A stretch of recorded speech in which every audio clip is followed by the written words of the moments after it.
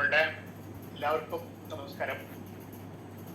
ഇവിടെ ഗുരുസ്മരണ ആയിട്ട് ബന്ധപ്പെട്ട് വെബിനാർ സീരീസ് ആണ് നടക്കുന്നത്. ജൂലൈയിൽ നമുക്ക് സ്റ്റാർട്ട് ചെയ്യാൻ പറ്റിയതാണ്.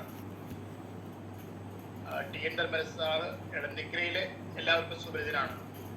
കാരണം മണ്ണും അതുപോലെ തന്നെ എല്ലാ മേഖലകളിലും കഴിയുന്ന സംഭാവനകൾ ചെയ്ത് മുന്നോട്ട് പോയ ഒരു വ്യക്തിയാണ്. അദ്ദേഹത്തിന്റെ സ്മരണ നമ്മൾ നിലനിർത്തുന്നത് 7 രീതിയിലുള്ള കാര്യങ്ങൾ ചെയ്തുകൊണ്ടാണ്. ലോകത്ത് പലയിടത്തായിട്ട് അദ്ദേഹത്തിന്റെ ശിഷ്യന്മാര് ഇന്ന് ഉണ്ട്, പല വിഭാഗങ്ങളിലുണ്ട്. അവരുടെ എല്ലാം കഴിഞ്ഞ വെബിനാർ നടത്തിയത് എളന്നിക്കര സ്കൂളിൽ തന്നെ പഠിച്ചിട്ടുള്ള ഡോക്ടർ ഇന്ദിരാദേവി ആയിരുന്നു. അതുപോലെ കൃഷി രംഗത്തും കാർഷിക രംഗത്തും പല രംഗങ്ങളിലും അനുഭവ സമ്പത്തുള്ള ധാരാളം ശിഷ്യ പരമ്പരയുള്ള ഒരു വ്യക്തിയാണ്.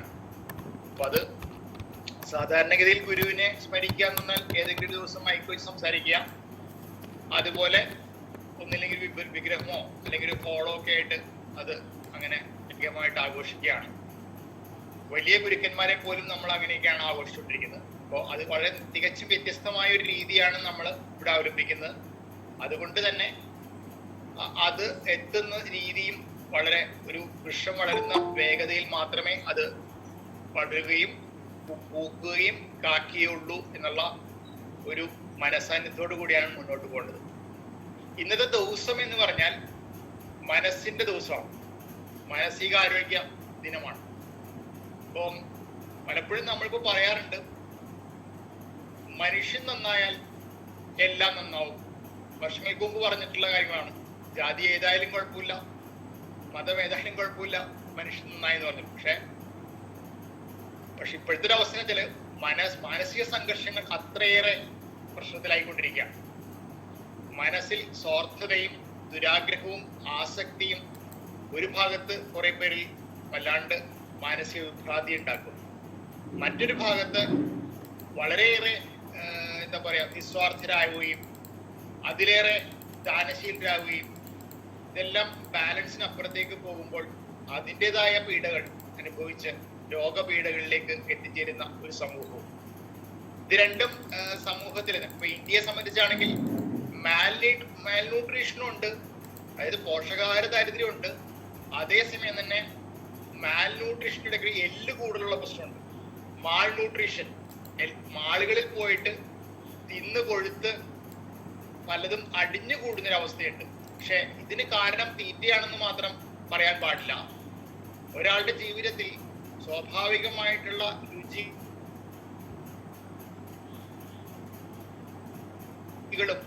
പറ്റാത്ത അവസ്ഥയിൽ ആർത്തി പിടിക്കുമ്പോൾ തീറ്റ എന്നുള്ളത് വലിയൊരു ആസ്വാദനമായ പ്രവൃത്തിയായി മാറും. അപ്പോ അയാൾക്ക് ആകെ കിട്ടുന്നൊരു വിനോദം ഈ പറയുന്ന കിട്ടിയതെല്ലാം തിന്നുക, പുതിയ പുതിയ കാര്യങ്ങൾ തിന്നുക എന്നുള്ളതാണ്. പക്ഷെ തിന്നുമ്പോൾ മാത്രമല്ല തടി ഉണ്ടാവുക, ജീവിക്കാനുള്ള പേടി കൂടുമ്പോൾ പേടി നമ്മുടെ ചൊടി കുറയ്ക്കുകയും അതുപോലെ തന്നെ മടി ഉണ്ടാക്കുകയും വീണ്ടും തടി ഉണ്ടാക്കുകയും ചെയ്യുന്നതാണ് വൈദ്യശാസ്ത്രം വരെ കണ്ടെത്തിയിട്ടുള്ള കാര്യങ്ങൾ. അതായത് ഒന്നും കൂടി പറയാം, പേടി, ചൊടി, മടി, തടി ഇതെല്ലാം തന്നെ പരസ്പരം ബന്ധമുള്ളതാണ്. ജീവിതത്തില് നമ്മൾ പലപ്പോഴായിട്ട് പലതരത്തിലുള്ള വെല്ലുവിളികളും പ്രതിസന്ധികളും ഉണ്ടാകാം. പക്ഷെ ഇതിനെല്ലാം ധൈര്യപൂർവ്വം മറികടക്കാനും പരിഹരിക്കാനുമുള്ള കരുത്തുള്ളവർക്ക് ഒന്നും വൻ ദുരന്തങ്ങളായി മാറില്ല. ഇതാണ് മനുഷ്യന്റെ ചരിത്രത്തില് ചില മനുഷ്യര് ചില സാഹചര്യങ്ങളിൽ സാമാന്യ ബുദ്ധി ഉപയോഗിച്ചുകൊണ്ട്, അസാമാന്യ ബുദ്ധിയല്ല സാമാന്യ ബുദ്ധി ഉപയോഗിച്ചുകൊണ്ട് സ്വബോധത്തോടെ പ്രവർത്തിക്കുന്നതുകൊണ്ടാണ് പല വലിയ വലിയ കാര്യങ്ങളും അല്ലെങ്കിൽ നല്ല നല്ല കാര്യങ്ങളും മാറ്റങ്ങളും ഉണ്ടാക്കാൻ കഴിഞ്ഞത്. അതായത് നമ്മൾ ഉപയോഗിക്കുന്ന പ്ലാസ്റ്റിക്, ആ പ്ലാസ്റ്റിക്കിനെ കുറിച്ച് ഇന്ന് രാവിലെ ഒരു പ്രഭാഷണം ഉണ്ടായിരുന്നു. അതായത് പ്ലാസ്റ്റിക്കിന്റെ ഉപയോഗം കുറയ്ക്കുക, റെഫ്യൂസ് എന്നുള്ളതാണ് ആദ്യം. ചില കാര്യങ്ങൾ ആദ്യം നമ്മൾ വേണ്ടെന്ന് വെക്കണം, റെഡ്യൂസ് ചെയ്യണം. ഇപ്പോൾ ഇത് രണ്ടും മാറ്റിയിട്ട് നമ്മൾ എത്ര വേണമെങ്കിൽ പ്ലാസ്റ്റിക് ഉപയോഗിച്ചോളൂ, അത് 50 രൂപ എടുത്താൽ അവർ കൊണ്ടുപോയിക്കോളും. ഇങ്ങനെ പറയുന്ന വിദ്യാഭ്യാസ സ്ഥാപനങ്ങളിലെ അവിടുത്തെ ഏറ്റവും മേലെയുള്ള അധികാരികളെ പോലും എനിക്ക് നേരിട്ട് കാണാൻ പറ്റും. കാരണം ഡോക്ടർ എന്തിനാ ഇത്ര ബലം പിടിക്കണേ? അവര് ഡോക്ടർ കുടിച്ച കുപ്പി കൊണ്ടുപോകാനായിട്ട് 50 രൂപ കൊടുത്തിട്ടുണ്ടെങ്കിൽ മാസത്തിൽ കൊണ്ടുപോകോളും. ഈ രീതിയിൽ വളരെ ലാഘബുദ്ധിയോടെ കാര്യങ്ങൾ കാണുന്ന ഒരു അവസ്ഥയിലേക്ക് വരുമ്പോൾ റിഫ്യൂസും ഇല്ല, റെഡ്യൂസും ഇല്ല.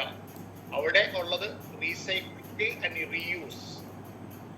ഇത് ജീവിതത്തിൽ എല്ലായിടത്തും മോഹൻലാൽ പറയുന്ന പോലെ റീടേക്കുകളില്ല. ജീവിതത്തിൽ ചിലത് പോയാൽ പോയത് തന്നെയാണ്. ഉദാഹരണം, ആരോഗ്യം പോയി കഴിഞ്ഞാൽ അത് തിരിച്ചു പിടിക്കാൻ വേണ്ടി ജീവിതത്തിലെ സമ്പാദ്യം മുഴുവൻ ചെലവഴിക്കുന്ന ധാരാളം മനുഷ്യര് ഉണ്ട് എന്നുള്ളതാണ്. ദലൈലാമ പറഞ്ഞ പോലെ തന്നെ നല്ല കാലത്ത് ആരോഗ്യം മുടിച്ച രീതിയിൽ കാര്യങ്ങൾ ചെയ്യുകയും ചെയ്യും. അതിലൂടെ നേടിയ സമ്പത്ത് മുടക്കിക്കൊണ്ട് ആരോഗ്യത്തെ തിരിച്ചു പിടിക്കാനായിട്ട് കഠിനാധ്വാനം ചെയ്യുകയും ചെയ്യും. പക്ഷെ ആ കഠിനാധ്വാനം ചെയ്യാനുള്ള ആവതില്ലാത്തൊരവസ്ഥയിലേക്ക് എത്തിയെന്നാണ് ദലൈലാമ പറയുന്നത്. അപ്പൊ ഇവിടെയാണ് നമ്മൾ ചെയ്യുന്ന ചെറിയ ചെറിയ പ്രവർത്തനങ്ങൾ, അന്നം, ആരോഗ്യം, അതുപോലെ സ്വരാജ്, സ്വയാശ്രിത്വം, സമൃദ്ധി. ഇത് ഒരു മനുഷ്യന്റെ ജീവിതത്തിൽ ഗർഭാവസ്ഥയിൽ തൊട്ട് ഓരോ ഘട്ടങ്ങളായി പുരോഗമിക്കുമ്പോൾ ഇത് ആർജിക്കാനുള്ള ഒരു കരുത്ത് നമ്മുടെ എല്ലാം ഉള്ളിലുണ്ട്. അതാണ് മനുഷ്യന്റെ ഒരു സവിശേഷമായ കഴിവുകളിലും. അത് വികസിപ്പിച്ചെടുക്കാൻ നമ്മൾക്ക് ഓരോരുത്തർക്കും ചെറിയ കൂട്ടായ്മയാണെങ്കിലും ഇവിടെ പ്രസക്തിയുണ്ട്. നമ്മൾ നേരത്തെ പറഞ്ഞ പോലെ ഒരു കൂരിരുട്ടിലും ഒരു ചെറിയ മിന്നാമിനങ്ങിന് പോലും പ്രസക്തിയുണ്ട്. ഒരു ചെറിയ വെട്ടത്തിന് പോലും പ്രസക്തിയുണ്ട്. ധാരാളം ട്യൂബിലിറ്റികളും പേപ്പർ ലാമ്പുകളും വന്നേക്കാം. പക്ഷെ കണ്ണു മഞ്ഞളിക്കാതെ വഴിതെറ്റാതെ പോകുന്നുവെങ്കിൽ, അല്ലെങ്കിൽ സ്വബോധമില്ലാത്ത മദ്യപിക്കുന്ന ഒരാൾക്ക് പോലും വീട് തെറ്റാതെ പോകുന്നുണ്ടെങ്കിൽ അയാൾക്ക് ഉള്ളിൻ്റെ ഉള്ളിൽ സ്വന്തം വീടിനെ കുറിച്ചൊരു ധാരണയുണ്ട്. അത് ആ വീട് എന്ന് പറയുന്നത് നമ്മുടെ പ്രകൃതിയാണ്. ആ പ്രകൃതിയും മനുഷ്യനും രണ്ടല്ല, ഒന്നാണ്. ആ ഒരു കാഴ്ചപ്പാടുള്ള ഒരു വ്യക്തിയായിരുന്നു ശ്രീ ധർമ്മരത്നം സാറ്. അദ്ദേഹത്തിന്റെ സ്മരണ നിലനിർത്താൻ വേണ്ടി നമ്മൾ ചെയ്യുന്ന പല പ്രവർത്തനങ്ങൾ ഒന്ന് മാത്രമാണ് ഈ വെബിനാർ സീരീസ്. ഇത് 4ാമത്തെയാണ്. അതിലേക്ക് ഇന്ന് വന്നെത്തിയിരിക്കുന്നത് വളരെ കേരളത്തിൽ അങ്ങോളം ഇങ്ങോളം 40 വർഷത്തോളം കാർഷിക രംഗത്ത്, അതായത് വെറും കാർഷിക രംഗത്തല്ല, അത് രാസവളങ്ങളില്ലാത്ത ജൈവ കൃഷി തന്നെ വേണം എന്ന് നിർബന്ധം പിടിക്കുകയും അത് ജീവിതത്തിൽ ചെയ്ത് കാണിക്കുന്ന ഒരു മഹത് വ്യക്തിയാണ് നിള ചന്ദ്രൻ മാഷ്. അദ്ദേഹത്തിന്റെ വീട് ഭാരതപ്പുഴയിൽ നിന്ന് 4 കിലോമീറ്റർ അകലെയാണെങ്കിൽ നിളയെ ചേർത്ത് പിടിച്ച, അദ്ദേഹത്തിന്റെ ഭാഷയിൽ പറയണെങ്കിൽ നിളയെ പ്രണയിക്കുന്ന ഒരു വ്യക്തിയാണ് ചന്ദ്രൻ മാഷ്. 40 വർഷമാണ് അദ്ദേഹം ജൈവകൃഷിക്ക് വേണ്ടി കേരളത്തിൽ അങ്ങോളം ഇങ്ങോളം പല രീതിയിലുള്ള സംവാദങ്ങളിൽ സജീവമായിട്ട് പങ്കെടുത്തിട്ടുള്ളത്. ഏകദേശം 16 ഇനം നെൽവിത്തുകളാണ് അദ്ദേഹം സംഭരിക്കുകയും അത് കൃഷി ചെയ്യുകയും ഒക്കെ ചെയ്യുന്നത്. പിന്നെ പല അധ്യാപകർക്കും അല്ലെങ്കിൽ ഉദ്യോഗസ്ഥന്മാർക്കും റിട്ടയർമെന്റ് കാലത്ത് കിട്ടുന്ന സമ്പാദ്യം മുഴുവൻ സാറിന്റെ ഭാഷയിൽ പറയുന്ന പോലെ എവിടെയെങ്കിലും കൊണ്ടുപോയിട്ട് അതിന്റെ പലിശ കൊണ്ട് ജീവിക്കാനുള്ള ഒരു ആഗ്രഹം ഉണ്ടാവും. ഇനിയെങ്കിലും ഒന്ന് പണിയെടുക്കാൻ ജീവിക്കാമല്ലോ. പക്ഷെ സാറ് ആ പൈസ കൊണ്ട് ചെയ്തത് ഏകദേശം 12 ലക്ഷം ലിറ്റർ വെള്ളം കൊള്ളുന്ന ഒരു കിണർ ഒരു കുളം കുഴിക്കുകയാണ്. ഈ കുളത്തിലൂടെ സാറിന് കുടിക്കാനുള്ള ഒരിടം ഉണ്ടാകുക മാത്രമല്ല ഉണ്ടായത്, ചുറ്റുപാടുമുള്ള എല്ലാവരുടെയും കുടിവെള്ളക്ഷാമം പരിഹരിക്കാവുന്ന ഒരു ജലസംഭരണിയായി മാറുകയും ചെയ്തു.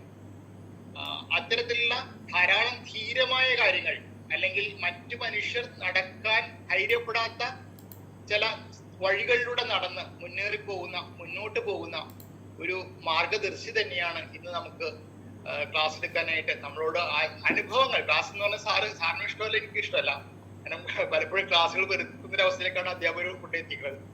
അപ്പൊ ജീവിതത്തിന്റെ പാഠശാലയിൽ മുന്നിൽ പോകുന്ന ഒരു വഴികാട്ടിയാണ് അദ്ദേഹത്തെ വളരെ സന്തോഷത്തോടു കൂടി ബഹുമാനത്തോടു കൂടി സ്വാഗതം ചെയ്യുന്നു. ഞാനൊരു അധ്യാപകനായിരുന്നു, കൃഷിക്കാരൻ അല്ല. ഞാനൊരു ഭക്ഷണം ഉണ്ടാക്കുന്ന ആളാണ്. എങ്ങനെ വേണമെങ്കിൽ അതിനെ നിർവചിക്കാം. അപ്പോ ഈ TN ധർമ്മരത്നം എന്ന് പറയുന്ന ഒരു അധ്യാപകന്റെ ഓർമ്മയ്ക്ക് വേണ്ടി പ്രകൃതിയും മണ്ണും മനുഷ്യനും തമ്മിലുള്ള ആത്മബന്ധങ്ങളെ ചേർത്ത് പിടിക്കലാണ് ഓർമ്മകൾക്ക് ഏറ്റവും നല്ലതെന്ന് തീരുമാനിച്ച അദ്ദേഹത്തിന്റെ സന്തതി പരമ്പരകൾക്കും ശിഷ്യന്മാർക്കും ഒക്കെ അവരുടെ പ്രവർത്തനങ്ങളുടെ മുമ്പിൽ ആദ്യമായിട്ട് കൂപ്പുകൈ വയ്ക്കുകയാണ്. കാരണം എൻ്റെ ഈ ഇത്തരം കാര്യങ്ങളിലൊക്കെ എനിക്ക് മാതൃകയായിരുന്നത് ഈ പ്രദേശത്തുകാരനായ ഒരു MBBS ഡോക്ടർ വേലായുധനായിരുന്നു. ഒരു 40 വർഷം മുമ്പ് അദ്ദേഹം തന്റെ ഈ മെഡിക്കൽ പ്രാക്ടീസിനൊപ്പം കൃഷി, അത് പാഷനായിട്ടല്ല, അദ്ദേഹത്തിന്റെ കുട്ടിക്കാലത്ത് കണ്ട കൃഷി നടത്തുക മാത്രമല്ല, അതിനെ എല്ലാ ചെടികളെയും സ്നേഹിക്കുകയും അതൊക്കെ എല്ലാം ചേരുമ്പോൾ സമ്പന്നമാവുകയും തനിക്കിഷ്ടപ്പെട്ടത് മാത്രമാകുമ്പോ സ്വയം നിലനിൽപ്പില്ലാതാവുകയും ചെയ്യുന്ന ഒരു പ്രകൃതി എന്ന് വാസ്തവത്തിൽ എന്നെ ബോധ്യപ്പെടുത്തിയിട്ടുള്ള ഒരു ഡോക്ടറായ കർഷകൻ കൂടിയാണ് അദ്ദേഹം. അപ്പൊ അദ്ദേഹത്തെയാണ് ഇപ്പൊ ഞാൻ ഓർക്കുന്നത്. അത് ഒക്ടോബർ 2-ാം തീയതി ആയിരുന്നു അദ്ദേഹത്തിന്റെ 20ാം മരണ ദിനം. അപ്പോ അതുപോലെ ചില വെളിച്ചങ്ങളൊക്കെ ചില ഭാഗങ്ങളിൽ ഉണ്ടാവും. അതുപോലെ തന്നെയാണ് എനിക്ക് ധർമ്മരത്നം സാറിനെയും ഈ ഗുരുസ്മരണയൊക്കെ ഓർക്കാൻ ഇഷ്ടം. അപ്പൊ എന്തായാലും ഇതില് ഇങ്ങനെ ഈ വെബിനാറിൽ വരാനും നിങ്ങളോടൊക്കെ ശബ്ദം കൊണ്ടെങ്കിലും ഇങ്ങനെ സ്നേഹം പ്രകടിപ്പിക്കാനും കഴിഞ്ഞതിലുള്ള സന്തോഷവും സ്നേഹവും മാനവീയമായ കടപ്പാടും രേഖപ്പെടുത്തിക്കൊണ്ട് എൻ്റെ കുറച്ച് അനുഭവങ്ങൾ ഇവിടെ പങ്കുവയ്ക്കാം എന്നാണ് എനിക്ക് തോന്നുന്നത്. ആദ്യമായിട്ട് എനിക്ക് പറയാനുള്ളത്, ഞാൻ എനിക്കിഷ്ടപ്പെട്ട പോലെ ജീവിക്കുന്ന ഒരാളാണെന്ന് വേണമെങ്കിൽ പറയാം. അങ്ങാടിയെ ഏറ്റവും ലെസ് ആശ്രയിക്കുക എന്നുള്ളതാണ് കഴിഞ്ഞ 40 കൊല്ലമായിട്ട് നമ്മുടെ വീട്ടിലെല്ലാവരും, ഭാര്യയും അങ്ങനെയാണ് എന്നുള്ളതാണ് ഇപ്പോ അതിന്റെ ഒരു അതിന്റെ ഇതിന്റെ ഒരു സാക്ഷാത്കാരത്തിന് സഹായിക്കുന്നത് അതാണ്. അപ്പൊ ഞങ്ങളിപ്പോ ഇപ്പോ ചെയ്തിരിക്കുന്ന ഒരു ഫാം ഹൗസ് ആണ്.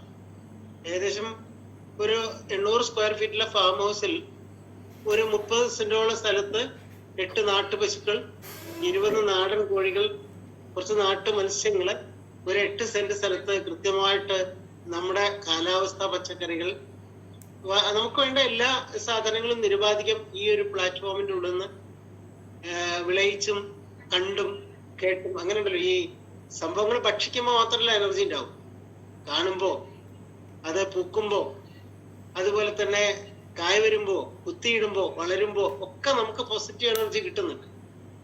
നിർഭാഗ്യവശാൽ നമ്മുടെ ഇക്കണോമിക്സ് മാത്രം വർക്ക് ചെയ്യും, ബാക്കിയുള്ളതൊക്കെ വർക്ക് ചെയ്യാതാവുകയും ചെയ്തപ്പോ സാമ്പത്തിക മാത്രം നോക്കി എല്ലാത്തിനെയും വിലയിടുന്ന ഒരു സംസ്കൃതിയിൽ നിന്ന് വേറിട്ട് നടക്കാൻ താല്പര്യപ്പെടുകയും അങ്ങനെ ആരൊക്കെ എന്തൊക്കെ പറഞ്ഞാലും അങ്ങനെ നടന്ന് ഈ ഏകദേശം 4 പതിറ്റാണ്ടുകളായിട്ട് അങ്ങനെ പോകുന്ന ഒരാളാണ്. ഒരു 10 ഏക്കറോളം നെൽകൃഷി എന്ന് പറഞ്ഞാൽ 16ഓളം നാട്ടുവിത്തുകൾ സംരക്ഷിക്കുന്നു എന്നുള്ളത് തന്നെയാണ്. പിന്നെ നമുക്ക് വേണ്ട ഒരുവിധം സാധനങ്ങളൊക്കെ ഇവിടെ തന്നെ വിളയിച്ച് നമുക്ക് വേണ്ട പാലും മുട്ടയും എല്ലാ സാധനങ്ങളും ഇവിടെ തന്നെ, ഞങ്ങൾ ഉപയോഗിക്കുന്നില്ലെങ്കിലും കൂടി നമുക്ക് ഇവിടെ വരുന്നവർക്കും എല്ലാവർക്കും അതിൻ്റെ ഒരു സുഖവും സന്തോഷവും അനുഭൂതിയൊക്കെ കൊടുക്കാൻ കഴിയുന്ന തരത്തിലുള്ള ഒരു പ്രവർത്തനത്തിലാണ് ഏർപ്പെട്ടിരിക്കുന്നത് ഇപ്പോ. എന്തായാലും ഇത്തരം ഒരു വിഷയം, ഇന്ന് നമ്മുടെ വിഷയം ഭക്ഷണവും കൃഷിയും, അന്നവും കൃഷിയും എന്ത് പറഞ്ഞാലും ഒന്നെ എന്നുള്ളതാണ്. അപ്പൊ നമുക്ക് വിഷയവുമായി ബന്ധപ്പെട്ട ചില കാര്യങ്ങൾ സംസാരിക്കാം. അതുമായി ബന്ധപ്പെട്ടുള്ള ഞാൻ ഒരു 10-30 മിനിറ്റ് വേണ്ടിയിരുന്നു തോന്നുന്നു, 40 മിനിറ്റോളം വരും നമ്മൾ ഈ കാര്യങ്ങൾ പറയാൻ. ബാക്കി സമയം, കുറച്ച് സമയം നിങ്ങൾ ഇതുമായിട്ട് ബന്ധപ്പെട്ട് നിങ്ങളുടെ അഭിപ്രായങ്ങളും നിങ്ങൾക്കുള്ള ആശങ്കകളും കൂടി പങ്കുവെച്ചിട്ട് നമുക്ക് പിരിയാമെന്നാണ് തോന്നുന്നത്. അപ്പോഴാണ് പരസ്പരം പാലം വെക്കാൻ കഴിയുള്ളൂ. അങ്ങനെയും കൂടി ആവണം എന്ന് എല്ലാവരോടും വളരെ സ്നേഹപൂർവ്വം അഭ്യർത്ഥിച്ചുകൊണ്ട് ഞാൻ എൻ്റെ ഒരു അനുഭവ സംഭവങ്ങൾ പരസ്പരം പങ്കുവയ്ക്കാമെന്ന്. എനിക്ക് തോന്നുന്നു ജീവിക്കാൻ ആവശ്യമായ 3 പ്രധാന ഘടകങ്ങൾ പ്രാണവായുവും ജീവജലവും ഭക്ഷണമാണ്. ആദ്യം പറഞ്ഞ 2 സംഭവങ്ങളും മനുഷ്യന്റെ ഇടപെടൽ കാരണം വളരെ സങ്കീർണപ്പെട്ടുകൊണ്ടിരിക്കുന്ന കാലം. മൂന്നാമത്തെ സാധനം ഭക്ഷണം മനുഷ്യന് തന്നെ പൂർണ്ണമായിട്ടും വിളയിക്കാൻ കഴിയും, മറ്റത് അങ്ങനെയല്ല. അപ്പൊ ഈ ഭക്ഷണം നമ്മള് വിളയിച്ചേ പറ്റൂ, വേറെ തരത്തിലൊന്നും ലഭ്യമാവില്ല. എന്നാണ് ഇപ്പൊ ഇത് എന്നാണ് ഇപ്പൊ ഇങ്ങനെ കൃഷി ചെയ്യാൻ തുടങ്ങി ചോദിച്ചാൽ അതിനുള്ളൊരു ഉത്തരം ഭക്ഷണം പ്രകൃതിയിൽ നിന്ന് കിട്ടാതായ കാലം മുതൽ എന്ന് മാത്രമായിരിക്കും. എവിടെയാണ് ഭക്ഷണം എന്ന് ചോദിച്ചാൽ മണ്ണിലാണ് എന്നുള്ളതാണ്. അങ്ങനെയാണെങ്കിൽ പ്രകൃതിയിലുള്ള ഒരു നേരിട്ടുള്ള ഇടപെടലാണ് നമ്മുടെ കൃഷി. വേറെ എന്തിനേക്കാളും, കാരണം പ്രകൃതിയിൽ നമ്മൾ മാത്രമല്ലല്ലോ, ഒരുപാട് ജീവജാലങ്ങൾ, ഇപ്പൊ 50,000 തരം ഫ്ലൈസ് തന്നെ നമ്മുടെ കേരളത്തിലുണ്ട്. അതുപോലെ സൂക്ഷ്മജീവികളും മറ്റ് കണ്ണിൽ കാണാവുന്ന ജന്തുക്കളും പക്ഷികളും അങ്ങനെ അസംഖ്യം ഉള്ള ഒരു കൂട്ടായ്മയിൽ നമ്മൾ നേരിട്ട് ഇടപെടുക. ആ നേരിട്ട് ഇടപെടലായ കൃഷിയിൽ നമ്മൾ പുലർത്തേണ്ട ചില മാന്യതകൾ, അതായത് പ്രകൃതിയുമായി ബന്ധപ്പെടുമ്പോൾ പുലർത്തേണ്ട ചില മാന്യതകൾ കൈവിട്ടു പോയതിന്റെ സങ്കടങ്ങളാണ് ആധുനിക കാലത്തെ രോഗങ്ങൾ അഥവാ ഭക്ഷണം മൂലമുണ്ടാകുന്ന സങ്കീർണതകൾ എന്ന് പറഞ്ഞാലും കുഴപ്പമുണ്ടാവില്ല എന്നിരിക്കുന്നു. അങ്ങനെയാണെങ്കിൽ ഇതൊന്ന് നമുക്ക് മാറി നടക്കാൻ കഴിയുമോ? അതിന്റെ ഒരു അന്വേഷണമാണ് നമ്മുടെ ജീവിതം. അത്തരം പ്രകൃതിയുമായിട്ട് സമരസപ്പെട്ട് ഭക്ഷണം പുറത്തെടുക്കാനുള്ള ഒരു ശ്രമം വിജയിക്കുമോ ഇല്ലയോ എന്നുള്ളതാണ്. സത്യമായിട്ടും നിങ്ങളെടുത്ത് പറയാനുള്ളത്, കഴിഞ്ഞ 4 പതിറ്റാണ്ടായിട്ട് നമ്മൾ ഉദ്ദേശിക്കുന്ന മട്ടിൽ എല്ലാ ജീവജാലങ്ങളോടും കൂറ് പുലർത്തിക്കൊണ്ട് നമുക്കത് കഴിയുന്നു എന്നുള്ളതാണ് എനിക്ക് എൻ്റെ ഒരു വല്ലാത്തൊരു സന്തോഷമായിട്ട് നിങ്ങളോട് പറയാം. എനിക്ക് വേണ്ട ഒരു അരിയും പച്ചക്കറിയും പഴങ്ങളും ഒക്കെ ഏകദേശം ഒക്കെ ഇവിടെ ഈ വട്ടത്തിൽ ഉണ്ടാക്കാൻ കഴിയുന്നു. അത് കുത്തിട്ടാൽ മുളയ്ക്കുന്നുണ്ട്, അതുപോലെ അത് പൂക്കുന്നുണ്ട്, കായ്ക്കുന്നുണ്ട്. അപ്പോ അതിന്റെ അർത്ഥം അതിന് സാധ്യതകൾ ഇനിയും ബാക്കി നിൽക്കുന്നു എന്നുള്ളത് പ്രകൃതി ഒരു കയ്യൊപ്പിട്ട് തരണമായി. നമ്മളിപ്പോ ഒരു പ്രദേശത്ത് ഉള്ള ഭക്ഷണം അല്ലെങ്കിൽ ഒരു പ്രദേശത്ത് കൃഷി എന്ന് പറഞ്ഞാൽ തന്നെ അവിടെ സ്വാഭാവികമായിട്ടും വളരുന്നതിന് പകരം നമുക്ക് വേണ്ടവയെ വളർത്തുക എന്നില്ല. അതാണ്, ഒരു തർക്കമില്ല. ഇപ്പൊ നമ്മളൊന്നും ചെയ്തില്ലെങ്കിൽ പ്രകൃതി കൃഷി ചെയ്യണം. ആ പ്രകൃതി കൃഷി ചെയ്യുന്ന ആ സ്ഥലത്ത് നമുക്ക് വേണ്ടവയെ വളർത്തുക. അങ്ങനെ നമ്മൾ ചെയ്യുമ്പോഴും എനിക്ക് തോന്നുന്നത് ആ പ്രദേശത്ത് വളരുന്ന ചെടികളുമായിട്ട് സാമ്യമുള്ള തരത്തിലുള്ള ചെടികളെ അവിടെ, ശരിക്കും പറഞ്ഞാൽ അവിടുത്തെ ഇക്കോളജിയിൽ എന്താണോ വളരുന്നത് അതിന് പകരം നമ്മുടെ അഗ്രികൾച്ചർ ഇക്കോളജിനെ അവിടെ ഇൻസ്റ്റാൾ ചെയ്യാൻ വിളിച്ചു. അപ്പൊ ഇത് തമ്മിലുള്ള ചെറിയൊരു വൈരുദ്ധ്യം അവിടെ നിലനിൽക്കും. ഈ വൈരുദ്ധ്യം ഇപ്പൊ നിങ്ങള് കമ്മ്യൂണിസ്റ്റ് ഇപ്പൊ പടർന്നു കിടന്നിരുന്ന ഒരു പറമ്പിൽ ചേമ്പ് കൊണ്ടുപോയി നട്ടാൽ കമ്മ്യൂണിസ്റ്റ് ഇപ്പൊ ഉള്ളപ്പോ അവിടെ തൊരോനും എലിയും മൂഷികനും ഒക്കെ വന്നിരുന്നു. പക്ഷെ അങ്ങനെയുള്ളവർ വരാതിരിക്കണം എന്ന് നിങ്ങൾ ചെയ്യുമ്പോൾ അവരെ നമ്മുടെ സൗകര്യത്തിന് വേണ്ടി 2 തരത്തിൽ നേരിടാം. ഒന്ന്, അവരെ മാറ്റി നിർത്താം. 2, നമ്മുടെ ബുദ്ധിയും മനനം ചെയ്യാനുള്ള കഴിവ് ഉപയോഗിച്ച് അല്ലെങ്കിൽ നമ്മുടെ ഗവേഷണാത്മകമായ ബുദ്ധി ഉപയോഗിച്ച് അവയെ ഇല്ലാതാക്കും. അപ്പൊ അങ്ങനെ ഇല്ലാതാക്കുമ്പോൾ ഉള്ള ഒരു കുഴപ്പം എന്താ വെച്ചാൽ, പ്രകൃതിയിൽ ഒരു ജീവിക്ക് എന്റെ ഭാഷയിൽ പറയുകയാണെങ്കിൽ ഒരു കർമ്മവും ഒരു ധർമ്മവും കൊടുക്കണം. ഇപ്പൊ ചാഴി, നെല്ലിൽ വരുന്ന ഏറ്റവും വലിയ കീടമാണ് ചാഴി. കാരണം 10 ദിവസം കൊണ്ട് മൂപ്പര് പരിപാടി ഒപ്പിച്ച് നെല്ല് കതിരായി കഴിഞ്ഞാൽ ആദ്യത്തെ 10 ദിവസം ചാഴി എന്ന് പറഞ്ഞ ഒരു പ്രാണി വന്നിട്ട് അതിന്റെ നീരൂറ്റി കുടിച്ചു. അപ്പോ നമ്മള് ചാഴിയെ നിയന്ത്രിക്കാൻ വേണ്ടി അല്ലെങ്കിൽ ചാഴിയെ നമ്മള് ഇറാഡിക്കേറ്റ് ചെയ്യാൻ വേണ്ടിയിട്ട് നമ്മള് എന്തെങ്കിലും പ്രയോഗങ്ങൾ ശാസ്ത്രത്തിന്റെ കൈകൊണ്ട് പ്രയോജനപ്പെടുത്തി ചെയ്താൽ ചാഴി ഇല്ലാതാവും. പക്ഷേ ചാഴിയുടെ ധർമ്മം ഇല്ലാതായാൽ പിന്നീട് അവിടെ കൃഷി അസാധ്യം. അതിന് ഒരു ഉദാഹരണം, നിങ്ങളിപ്പോ നെൽകൃഷിയിൽ ആകെ 10 ദിവസമാണ്. അപ്പോ ഞങ്ങളുടെയൊക്കെ ഇരിപ്പൂ നിലങ്ങളിൽ ഒരുപ്പൂ ചെയ്യുന്നുള്ളൂ. അവിടെ 10 ദിവസം മാത്രമാണ് ചാഴിയുടെ ജീവിതചക്രം ഫോർട്ട്നൈറ്റ്, ഒരു 14 ദിവസം. അപ്പൊ ആ 14 ദിവസത്തിലിടയ്ക്ക് ചാഴിക്ക് മുട്ടയിടണമെങ്കിൽ നെല്ലിന്റെയോ അല്ലെങ്കിൽ മറ്റ് സസ്യങ്ങളുടെ നീരൂറ്റി കുടിക്കണം. അപ്പൊ അതിന് വരുമ്പോ നമ്മുടെ നെല്ല് ആകെ 10 ദിവസം അവിടെ ഉണ്ട്. അപ്പൊ ഞങ്ങളൊക്കെ ഒരു ഇരിപ്പൂരിലെ ഒരു ഒറ്റപ്പൂവ ചെയ്യുന്നു. ബാക്കിയുള്ള ഒരു വർഷത്തിലെ ബാക്കിയുള്ള ചായയുടെ മുഴുവൻ സമയത്തും പുല്ലിലെയും മറ്റ് സാധനങ്ങളിലെയും നീരൂറ്റി കുടിച്ചാണ് ചാഴി ജീവിതം പുലർത്തുന്നത്. അങ്ങനെയാണെങ്കിൽ ചായയുടെ ധർമ്മമാണ് കളകളെ നിയന്ത്രിക്കൽ. കളകളായിട്ടുള്ള സാധനങ്ങളിലെ വിത്തുകളിൽ നിന്ന് നീരൂറ്റും. അപ്പോ നമ്മുടെ സൗകര്യത്തിന് വേണ്ടി നമ്മൾ ചാഴി ഇല്ലാതാക്കിയാൽ ചാഴിക്ക് പ്രകൃതി കൊടുത്ത ധർമ്മം ചെയ്യാൻ കഴിയാതെ വരികയും കള പെരുകി വീണ്ടും അത് നിങ്ങളുടെ തന്നെ കൃഷിയെ ഇല്ലാതാക്കുകയും ചെയ്യും. ഇതാണ് പ്രകൃതിയിലെ. അപ്പൊ ഇത് വളരെ വളരെ കൃത്യമായിട്ടുള്ളൊരു കാര്യമാണ്. ഇതിനെ വായിച്ചെടുക്കാൻ ശ്രമിക്കുകയും വളരെ ഭവ്യമായിട്ട് ഇതിനെ ഉൾക്കൊണ്ടുകൊണ്ട് അതിനെ നീക്കി നിർത്താൻ ശ്രമിക്കുകയും ചെയ്യുക എന്നത് വളരെ സക്സസ്ഫുൾ ആയിട്ട് ഈ 4 പതിറ്റാണ്ട് ചെയ്യാൻ കഴിയുന്നു എന്നുള്ളതാണ് എനിക്ക് നിങ്ങളുടെ മുമ്പിൽ ഇത്തരം കാര്യങ്ങൾ പറയാൻ തന്നെയുള്ള അർഹത എന്ന് വിശ്വസിക്കുന്ന ആളാണ്. അപ്പോ ഓരോ പ്രദേശങ്ങളിലുള്ള ആളുകൾ അതാത് ഇടങ്ങളിൽ ആ പ്രദേശങ്ങളിൽ ഉണ്ടാകുന്ന സാധനങ്ങളാണ് ഇത്ര ആഹരിക്കേണ്ടത്.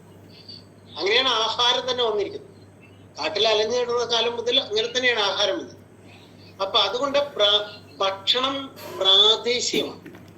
ഈ പ്രാദേശിക ഭക്ഷണത്തെ സാർവദേശീയമായി മാറ്റുക എന്നുള്ളത് വാസ്തവത്തിൽ 2ാം ലോകമഹായുദ്ധ കാലത്തുണ്ടായ ഒരു അജണ്ടയാണ്. ഇത് ശരിക്കും എനിക്ക് തോന്നുന്നു ഡോക്ടർ എൽസി വിൻഡേഴ്സ് എന്ന് പറയുന്ന ബ്രിട്ടീഷുകാര് 2ാം ലോകമഹായുദ്ധത്തിൽ 1939 അദ്ദേഹത്തെ ഒരു മനുഷ്യന് ജീവിക്കാൻ എത്ര സ്റ്റാർച്ച് വേണം, എത്ര പ്രോട്ടീൻ വേണം, എത്ര വിറ്റാമിൻ വേണം എന്നൊക്കെ അതിന് സാങ്കേതികമായി കണക്കാക്കുകയും എന്നിട്ട് അത്തരം സാധനങ്ങളുള്ള ഭക്ഷണങ്ങൾ ലോകത്തിന്റെ എവിടെ ഉത്പാദിപ്പിച്ചാലും അവിടെ എത്തിക്കുകയും ചെയ്യുന്ന അദ്ദേഹത്തിന്റെ ആ പുസ്തകത്തിന്റെ പേര് കെമിക്കൽ കോമ്പിനേഷൻ ഓഫ് ഫുഡ് എന്നാണ്. ഭക്ഷണത്തിന്റെ ഇങ്ങനെ ഒരു ലോക സ്വഭാവം തന്നെ വന്നത് അവിടുന്നാണെന്നാണ് എൻ്റെ ഒരു മിനിമം അറിവ്. അപ്പൊ ആ പ്രാദേശികമായിട്ട് ഓരോ പ്രദേശങ്ങളിലെയും സൂക്ഷ്മ കാലാവസ്ഥകൾ, അവിടുത്തെ ടോപ്പോഗ്രഫി, പിന്നെ അവിടുത്തെ ജന്തു സസ്യജാലങ്ങൾ, ഇവരെ പാരസ്പര്യമായിരുന്നു അവിടുത്തെ ഭക്ഷണം വിളയുന്നതിന്റെ അടിസ്ഥാനം.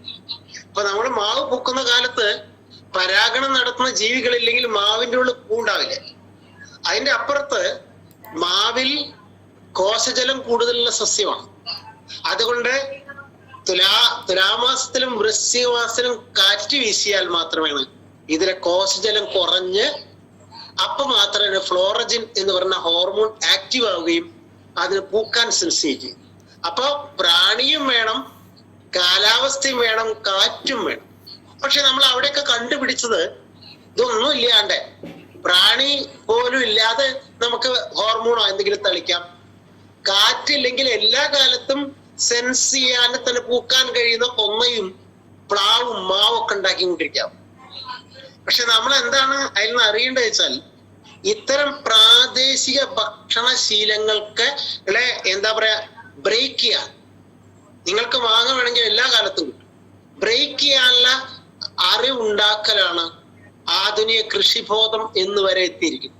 അതിന്റെ അർത്ഥം പ്രാദേശിക. ഞാനിപ്പോ കഴിഞ്ഞ ദിവസം ഒരു ക്ലാസ്സിന് പോയപ്പോ അവിടെ മുമ്പിലിരിക്കുന്ന ഒരു 20 ആളോട് ചോദിച്ചു, നിങ്ങളിന്ന് പ്രാതലായിട്ട് എന്താ കഴിച്ചത്? നിങ്ങളോട് പറയുമ്പോൾ സന്തോഷമുണ്ട്. അവര് 20 പേര് 12 വിഭവങ്ങള്, ഒരാള് ഗോതമ്പാണെങ്കിൽ അരി, മറ്റൊരാള് ചാമ, മറ്റൊരാള് പിന്നെ കപ്പ, അങ്ങനെ 12 വിഭവങ്ങളാണ് 20 ആള് പ്രാതൽ കഴിച്ച് ചോദിച്ചപ്പോ അവര് പറഞ്ഞത്. ഇവരെല്ലാം മാറ്റിയിട്ട് നമ്മളെല്ലാവരും സാൻഡ്വിച്ചും ബർഗറും മാത്രം ഭക്ഷിക്കുകയാണെങ്കിൽ നമ്മുടെ ആരോഗ്യ വ്യവസ്ഥയുടെ ക്ഷതം എന്തായിരിക്കും? നമ്മുടെ സംസ്കാരത്തിന്റെ ക്ഷതം എന്തായിരിക്കും? നമ്മുടെ ഇക്കോസിസ്റ്റത്തിന്റെ ക്ഷതം എന്തായിരിക്കും? ഇത് വായിച്ചെടുക്കാൻ നോക്കുമ്പോഴാണ് ഏറ്റവും വലിയ ധാർമ്മികതയും ആത്മീയതയും വരുന്നത്. ആത്മീയത എനിക്ക് തോന്നുന്നത് അമ്പലത്തിലും, ഈ കാലത്ത് അമ്പലത്തിലും പള്ളിയിലും അല്ലെങ്കിൽ മോസ്കിലും പോയി മാത്രം കിട്ടുന്നതാണെന്ന് എനിക്ക് വിശ്വസിക്കുന്നില്ല. പ്രകൃതിയിലെ എല്ലാ ചരാചരങ്ങളെയും സപൂജ്യമായി പരിഗണിക്കുകയും അതിൽ ഏറ്റവും എളിയവനാണ് താൻ എന്ന് തിരിച്ചത് ഗാന്ധിയാണ് പറഞ്ഞിരിക്കുന്നത്. സമസൃഷ്ടികളിൽ ഏറ്റവും എളിയവനായി സ്വയം തിരിച്ചറിയാത്തിടത്തോളം കാലം മനുഷ്യന് രക്ഷയില്ല. അത് തന്നെയാണ്. അപ്പൊ അത്തരം രക്ഷയില്ലായ്മകളെ കുറിച്ച് ചിന്തിക്കുകയും എന്തൊക്കെ നമുക്ക് അത്തരം കാര്യങ്ങൾ ചെയ്യാൻ കഴിയുമെന്ന് വളരെ എളിമയോടുകൂടി കഴിഞ്ഞൊരു 4 പതിറ്റാണ്ടായി ശ്രമിക്കുകയും എല്ലാവരുടെയും അനുഗ്രഹത്താൽ വളരെ സന്തോഷപൂർവമായിട്ട് ജീവിച്ചു പോകാൻ പ്രകൃതി ഇപ്പോഴും നമുക്ക് വേണ്ട സൗകര്യങ്ങൾ തരുന്നു എന്നുള്ള അതിൽ പ്രകൃതിയോടും ഈ കേൾക്കുന്ന നിങ്ങളോടും ഈ എല്ലാ ചരാചരങ്ങളോടും നമുക്കുള്ള കടപ്പാടാണ് രേഖപ്പെടുത്തുന്നത്. അപ്പൊ നമുക്ക് ഭക്ഷണത്തിലേക്ക് പോവാം. എന്താണ് ഭക്ഷണം? ഇതിപ്പോ ആധുനിക കാലത്ത് നിർവചിക്കാൻ വല്ലാത്ത ബുദ്ധിമുട്ടാണ്. കാരണം എന്തും പാക്കറ്റിലാക്കി കൊടുത്താൽ നിറം മണം മാത്രം ഉണ്ടെങ്കിൽ ഏത് സാധനവും മലയാളിയെ തീറ്റിക്കാം എന്ന് ഏകദേശം വ്യാപാര ലോകത്തിന് മനസ്സിലായി. പക്ഷെ നമ്മൾ അറിയേണ്ടത് ഭക്ഷണം എന്നാൽ അതിനുണ്ടാവേണ്ട സവിശേഷത. ഇതില് ഒരുപാട് സവിശേഷതകൾ ഇപ്പൊ ഡോക്ടറെയൊക്കെ സംബന്ധിച്ചിടത്തോളം ഒരുപാട് പറയാനുണ്ടാവും. പക്ഷെ എന്നെ സംബന്ധിച്ചിടത്തോളം ഭക്ഷണത്തിന് ഏറ്റവും പ്രധാന 3 സവിശേഷതകള്. ഒന്ന് ലളിതമായിരുന്നു. ലളിതം പറഞ്ഞാൽ ആ വാക്കുകൊണ്ട് ഉദ്ദേശിക്കുന്നത് ശരീരത്തിന് വളരെ വളരെ എന്താ പറയാ വളരെ എളുപ്പത്തിൽ കൈകാര്യം ചെയ്യാൻ പറ്റും. അതിന്റെ പോഷണങ്ങൾ വേർതിരിച്ചെടുക്കാൻ കഴിയും. ഈ ലളിത ഭക്ഷണത്തെ ഏറ്റവും കൂടുതൽ സങ്കീർണമാക്കുക എന്നുള്ളതാണ്. അതായത് ചെടി മുതൽ ഞാൻ നേരത്തെ പറഞ്ഞല്ലോ, ഈ വൃശ്ചികക്കാറ്റ് വീശുമ്പോൾ വീശി ധാരാളം കരക്കാറ്റ് വീശിയാൽ മാത്രം പൂക്കുന്ന മുരിങ്ങയ്ക്ക് പകരം അവിടെ തുടങ്ങി നിങ്ങൾക്ക് ഹൈബ്രിഡൈസ് ചെയ്ത മുരിങ്ങ കിട്ടും. എല്ലാ കാലത്തും അവന് കാറ്റൊന്നും വേണ്ട, അവൻ പൂക്കും. പക്ഷെ ഞാൻ ഒന്ന് ചോദിക്കുന്നത്, നമ്മുടെ വൃശ്ചികക്കാറ്റേറ്റ് അത് പൂക്കുന്ന മുരിങ്ങയുടെ എന്തെങ്കിലും പോഷണം അതിൽ പ്രതീക്ഷിക്കാൻ പറ്റും? എനിക്കറിയില്ല. അപ്പൊ ഞാൻ പറയുന്നത് അങ്ങനെയാണ്. അപ്പൊ ഈ അവിടുന്ന് സങ്കീർണപ്പെട്ട ഭക്ഷണം മുതൽ അതിലുപയോഗിക്കുന്ന രാസപദാർത്ഥങ്ങൾ മുതൽ അങ്ങ് അതിന്റെ ട്രാൻസ്പോർട്ടേഷൻ അങ്ങോട്ട് പോയാൽ അവസാനം മുരിങ്ങ കൊണ്ട് ബജി ഉണ്ടാക്കി നിങ്ങൾക്ക് തരികയാണെങ്കിൽ അതിൽ ചേർക്കുന്ന നിറങ്ങൾ, മണങ്ങൾ, അജിനോമോട്ടോ മുതലുള്ള സാധനങ്ങൾ വരെ കൂട്ടുമ്പോ ഇത്രമേൽ സങ്കീർണപ്പെട്ട ഒരു സാധനം ഇല്ല എന്ന് പറയുന്നത്. അതാണ് നമ്മുടെ ഭക്ഷണം. അത് മൂക്കുമുട്ട വാരി കഴിച്ചിട്ട് ആശുപത്രികൾക്ക് നടക്കുന്നവരാണ് ആധുനിക മലയാളം.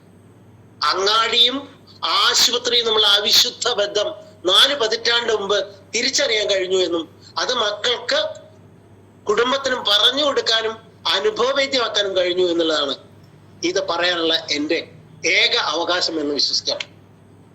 ഇപ്പോഴും നിങ്ങൾ വരികയാണെങ്കിൽ 500 കിലോ ചേറ്റാടി അരി. എന്താ ചേറ്റാടിയുടെ പ്രത്യേകത അറിയണം. എന്താ ചേറ്റാടി 200 ദിവസം സൂര്യപ്രകാശം ഉണ്ടെങ്കിലേ മുമ്പ് വിളയും.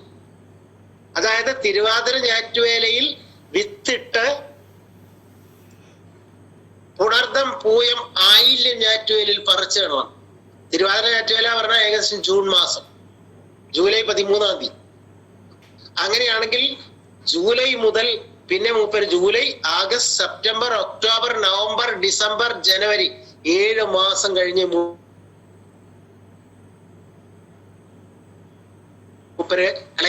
അപ്പൊ ഞാൻ പറയുന്നത് കൃഷിഗീത മുതലുള്ള പുസ്തകങ്ങളിൽ മനുഷ്യനുള്ള ഇത്തരം വിത്തുകൾ ഇപ്പോ ഇതിന്റെ ഒപ്പം ചെയ്യുന്ന ചിറ്റാണി എന്നൊരു വിത്തിനൊരിക്കലും പറ്റുകയില്ല മഹാവ്യാധി നിയന്ത്രണം. 700 വർഷമായിട്ടുണ്ടാവും അല്ലെങ്കിൽ 800 വർഷമായിട്ടുണ്ടാവും കൃഷിഗീതം ഉണ്ടായി എന്ന് എഴുതി വെച്ച പൂർവികരെ വളരെ ഭക്തിയോടുകൂടി സ്മരിക്കുകയും ഈ വിത്ത് നിലനിർത്തലാണ് അവരോടുള്ള ഏറ്റവും വലിയ പ്രണാമം എന്ന് വിശ്വസിക്കുകയും ചെയ്യുന്ന ആള്. എന്റെ അമ്മ 7 മക്കളെ പ്രസവിച്ച് മരിച്ചുപോയി 2016. അമ്മ പറഞ്ഞിട്ട് എന്നെ 12 വയസ്സിലാണ് ബാല്യവിവാഹമുള്ള കാലം കൊണ്ടുവരുമ്പോ 8 മേനിയാണ് അന്ന് ഏറ്റവും വലിയ വിളവുണ്ടായ കാലം. 8 മേനിയാണ്. ഇന്നാ ചിറ്റാണി 18 മേനി വിളയും. അത് ആധുനിക കാലത്തിന്റെ പ്രകൃതി സൗഹൃദമായ ഇക്കോസിസ്റ്റമായി എങ്ങനെ ചേർന്ന് നിൽക്കാമെന്നും പ്രകൃതിയോട് എങ്ങനെ സ്നേഹിച്ച് പരസ്പരം പങ്കിടാമെന്നുള്ള അറിവന്റെ ഒരു പ്രകൃതി എന്ന അവാർഡായിട്ടാണ് ഞാൻ. അതാണ് ഭക്ഷണം എന്നുള്ളത്. അപ്പൊ ഭക്ഷണം എന്ന് പറഞ്ഞാൽ ലളിതം എന്നൊരു വാക്കിനെയാണ്. അപ്പൊ ലളിതം പറഞ്ഞാൽ നിങ്ങൾ ഉദ്ദേശിക്കുന്ന സങ്കീർണമാക്കപ്പെട്ട ഒരു വിത്ത്, സ്ഥലകാല ബോധമില്ലാതെ പൂക്കുന്ന കായ്ക്കുന്ന വിത്ത്, അതിന്റെ ഭക്ഷണം എങ്ങനെയാണ് പൊന്നു മനുഷ്യരെ എങ്ങനെയാണ് ലളിതമാകുന്നത്? അതിനി ഞാൻ പറയാം, അടുത്ത പോയിന്റ് വരുമ്പോ പറയാം. അപ്പൊ ലളിതം എന്ന വാക്ക് ഭക്ഷണത്തിൽ വളരെ വളരെ എന്താ പറയാ സങ്കീർണമായിട്ട് നിൽക്കുന്ന വാക്കാണ് ലളിതം എന്നുള്ളത്. കാരണം ഇത് വിത്ത് മുതൽ അതിന്റെ അവസാന ഘട്ടം വരെ ഒട്ടും രക്ഷപ്പെടാൻ കഴിയാത്ത വിധത്തിൽ സങ്കീർണമാക്കുന്നു. ഞാൻ പറയുന്നത് ഇത്തരം പ്രാദേശിക വിത്തിനങ്ങൾ ആലോചിച്ച് നോക്കണം. നിങ്ങള് കൊമ്പത്തുംകടവും നിങ്ങളുടെ കൊടുങ്ങല്ലൂരും കോളിൽ ചെയ്തിരുന്ന വിത്തല്ല കണ്ണൂർ ചെയ്തിരുന്നത്. ആ വിത്തല്ല ഞങ്ങളുടെ വള്ളുവനാട്ടിൽ ചെയ്തിരുന്നത്. ഇവിടെ ചിറ്റാണിയാണെങ്കിൽ അവിടെ വെള്ളം പൊക്കാളിയാണ്. മനസ്സിലായി? വെള്ളത്തിന്റെ മീതെ വളരാൻ കഴിയുക അവിടുത്തെ പ്രാദേശിക ചുറ്റുപാടാണ്. അതിന്റെ അത്ര ഭക്ഷണ മൂല്യം വേറെ ഒന്നിനുമില്ല. കണ്ണൂർ കൈപ്പാട് ചെയ്തിരുന്ന ഏഴോനാണ്. അത് അവിടുത്തെ ചേറിനും ചളിക്ക് ഒരാൾ നിന്നാൽ താഴത്തേക്കാണ് പോകും, ഇവിടെ എടുക്കാൻ പറ്റില്ല. അത്രയും വലിയ ചളിക്കുണ്ടിലാണ് കൊണ്ടുപോയി. അപ്പൊ അവിടേക്കൊക്കെ ഉള്ള വിത്തുകൾ പ്രകൃതി സ്വയം നമുക്ക് ഭക്ഷണത്തിലേക്ക് പോവാം. എന്താണ് ഭക്ഷണം? ഇതിപ്പോ ആധുനിക കാലത്ത് നിർവചിക്കാൻ വല്ലാത്ത ബുദ്ധിമുട്ടാണ്. കാരണം എന്തും പാക്കറ്റിലാക്കി കൊടുത്താൽ നിറം മണം മാത്രം ഉണ്ടെങ്കിൽ ഏത് സാധനവും മലയാളിയെ തീറ്റിക്കാം എന്ന് ഏകദേശം വ്യാപാര ലോകത്തിന് മനസ്സിലായി. പക്ഷെ നമ്മൾ അറിയേണ്ടത് ഭക്ഷണം എന്നാൽ അതിനുണ്ടാവേണ്ട സവിശേഷത. ഇതില് ഒരുപാട് സവിശേഷതകൾ ഇപ്പൊ ഡോക്ടറെയൊക്കെ സംബന്ധിച്ചിടത്തോളം ഒരുപാട് പറയാനുണ്ടാവും.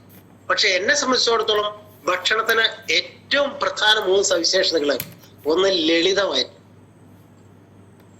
ലളിതം പറഞ്ഞാൽ ആ വാക്കുകൊണ്ട് ഉദ്ദേശിക്കുന്നത് ശരീരത്തിന് വളരെ വളരെ എന്താ പറയാ വളരെ എളുപ്പത്തിൽ കൈകാര്യം ചെയ്യാൻ പറ്റും. അതിന്റെ പോഷണങ്ങൾ വേർതിരിച്ചെടുക്കാൻ കഴിയും. ഈ ലളിത ഭക്ഷണത്തെ ഏറ്റവും കൂടുതൽ സങ്കീർണമാക്കുക എന്നുള്ളതാണ്. അതായത് ചെടി മുതൽ, ഞാൻ നേരത്തെ പറഞ്ഞല്ലോ, ഈ വൃശ്ചികക്കാറ്റ് വീശുമ്പോൾ വീശി ധാരാളം കരക്കാറ്റ് വീശിയാൽ മാത്രം പൂക്കുന്ന മുരിങ്ങയ്ക്ക് പകരം അവിടെ തുടങ്ങി നിങ്ങൾക്ക് ഹൈബ്രിഡൈസ് ചെയ്ത മുരിങ്ങ കിട്ടും. എല്ലാ കാലത്തും അവന് കാറ്റൊന്നും വേണ്ട, അവൻ പൂക്കും. പക്ഷെ ഞാനൊന്ന് ചോദിക്കുന്നത്, നമ്മുടെ വൃശ്ചികക്കാറ്റേറ്റ് അത് പൂക്കുന്ന മുരിങ്ങയുടെ എന്തെങ്കിലും പോഷണം അതിൽ പ്രതീക്ഷിക്കാൻ പറ്റും? എനിക്കറിയില്ല. അപ്പൊ ഞാൻ പറയുന്നത് അങ്ങനെയാണ്. അപ്പൊ ഈ അവിടുന്ന് സങ്കീർണപ്പെട്ട ഭക്ഷണം മുതൽ അതിലുപയോഗിക്കുന്ന രാസപദാർത്ഥങ്ങൾ മുതൽ അങ്ങ് അതിന്റെ ട്രാൻസ്പോർട്ടേഷൻ അങ്ങോട്ട് പോയാൽ അവസാനം മുരിങ്ങ കൊണ്ട് ബജി ഉണ്ടാക്കി നിങ്ങൾക്ക് തരികയാണെങ്കിൽ അതിൽ ചേർക്കുന്ന നിറങ്ങൾ, മണങ്ങൾ, അജിനോമോട്ടോ മുതലുള്ള സാധനങ്ങൾ വരെ കൂട്ടുമ്പോ ഇത്രമേൽ സങ്കീർണപ്പെട്ട ഒരു സാധനം ഇല്ല എന്ന് പറയുന്നത്. അതാണ് നമ്മുടെ ഭക്ഷണം. അത് മൂക്കുമുട്ട വാരി കഴിച്ചിട്ട് ആശുപത്രികൾക്ക് നടക്കുന്നവരാണ് ആധുനിക മലയാളം. അങ്ങാടിയും ആശുപത്രിയും നമ്മൾ അവിശുദ്ധ ബന്ധം 4 പതിറ്റാണ്ട് മുമ്പ് തിരിച്ചറിയാൻ കഴിഞ്ഞു എന്നും അത് മക്കൾക്ക് കുടുംബത്തിനും പറഞ്ഞു കൊടുക്കാനും അനുഭവവേദ്യമാക്കാനും കഴിഞ്ഞു എന്നുള്ളതാണ് ഇത് പറയാനുള്ള എൻ്റെ ഏക അവകാശം എന്ന് വിശ്വസിക്കാം. ഇപ്പോഴും നിങ്ങൾ വരികയാണെങ്കിൽ 500 കിലോ ചേറ്റാടിയരി, എന്താ ചേറ്റാടിയുടെ പ്രത്യേകത അറിയണം. എന്താ ചേറ്റാടി 200 ദിവസം സൂര്യപ്രകാശം ഉണ്ടെങ്കിലേ മുമ്പ് വിളയും. അതായത് തിരുവാതിര ഞാറ്റുവേലയിൽ വിത്തിട്ട് പുണർദം പൂയം ആയില്യം ഞാറ്റുവേലയിൽ പറിച്ചിടണം. തിരുവാതിര ഞാറ്റുവേല പറഞ്ഞാൽ ഏകദേശം ജൂൺ മാസം, ജൂലൈ 13-ാം തീയതി. അങ്ങനെയാണെങ്കിൽ ജൂലൈ മുതൽ പിന്നെ മൂപ്പര് July, August, September, October, November, December, ജനുവരി 7 മാസം കഴിഞ്ഞ് മൂപ്പര്. അപ്പൊ ഞാൻ പറയുന്നത് കൃഷിഗീത മുതലുള്ള പുസ്തകങ്ങളിൽ മനുഷ്യനുള്ള ഇത്തരം വിത്തുകൾ ഇപ്പോ ഇതിന്റെ ഒപ്പം ചെയ്യുന്ന ചിറ്റാണി എന്നൊരു വിത്തിനൊരിക്കലും പറ്റുകയില്ല മഹാവ്യാധി എന്നണം.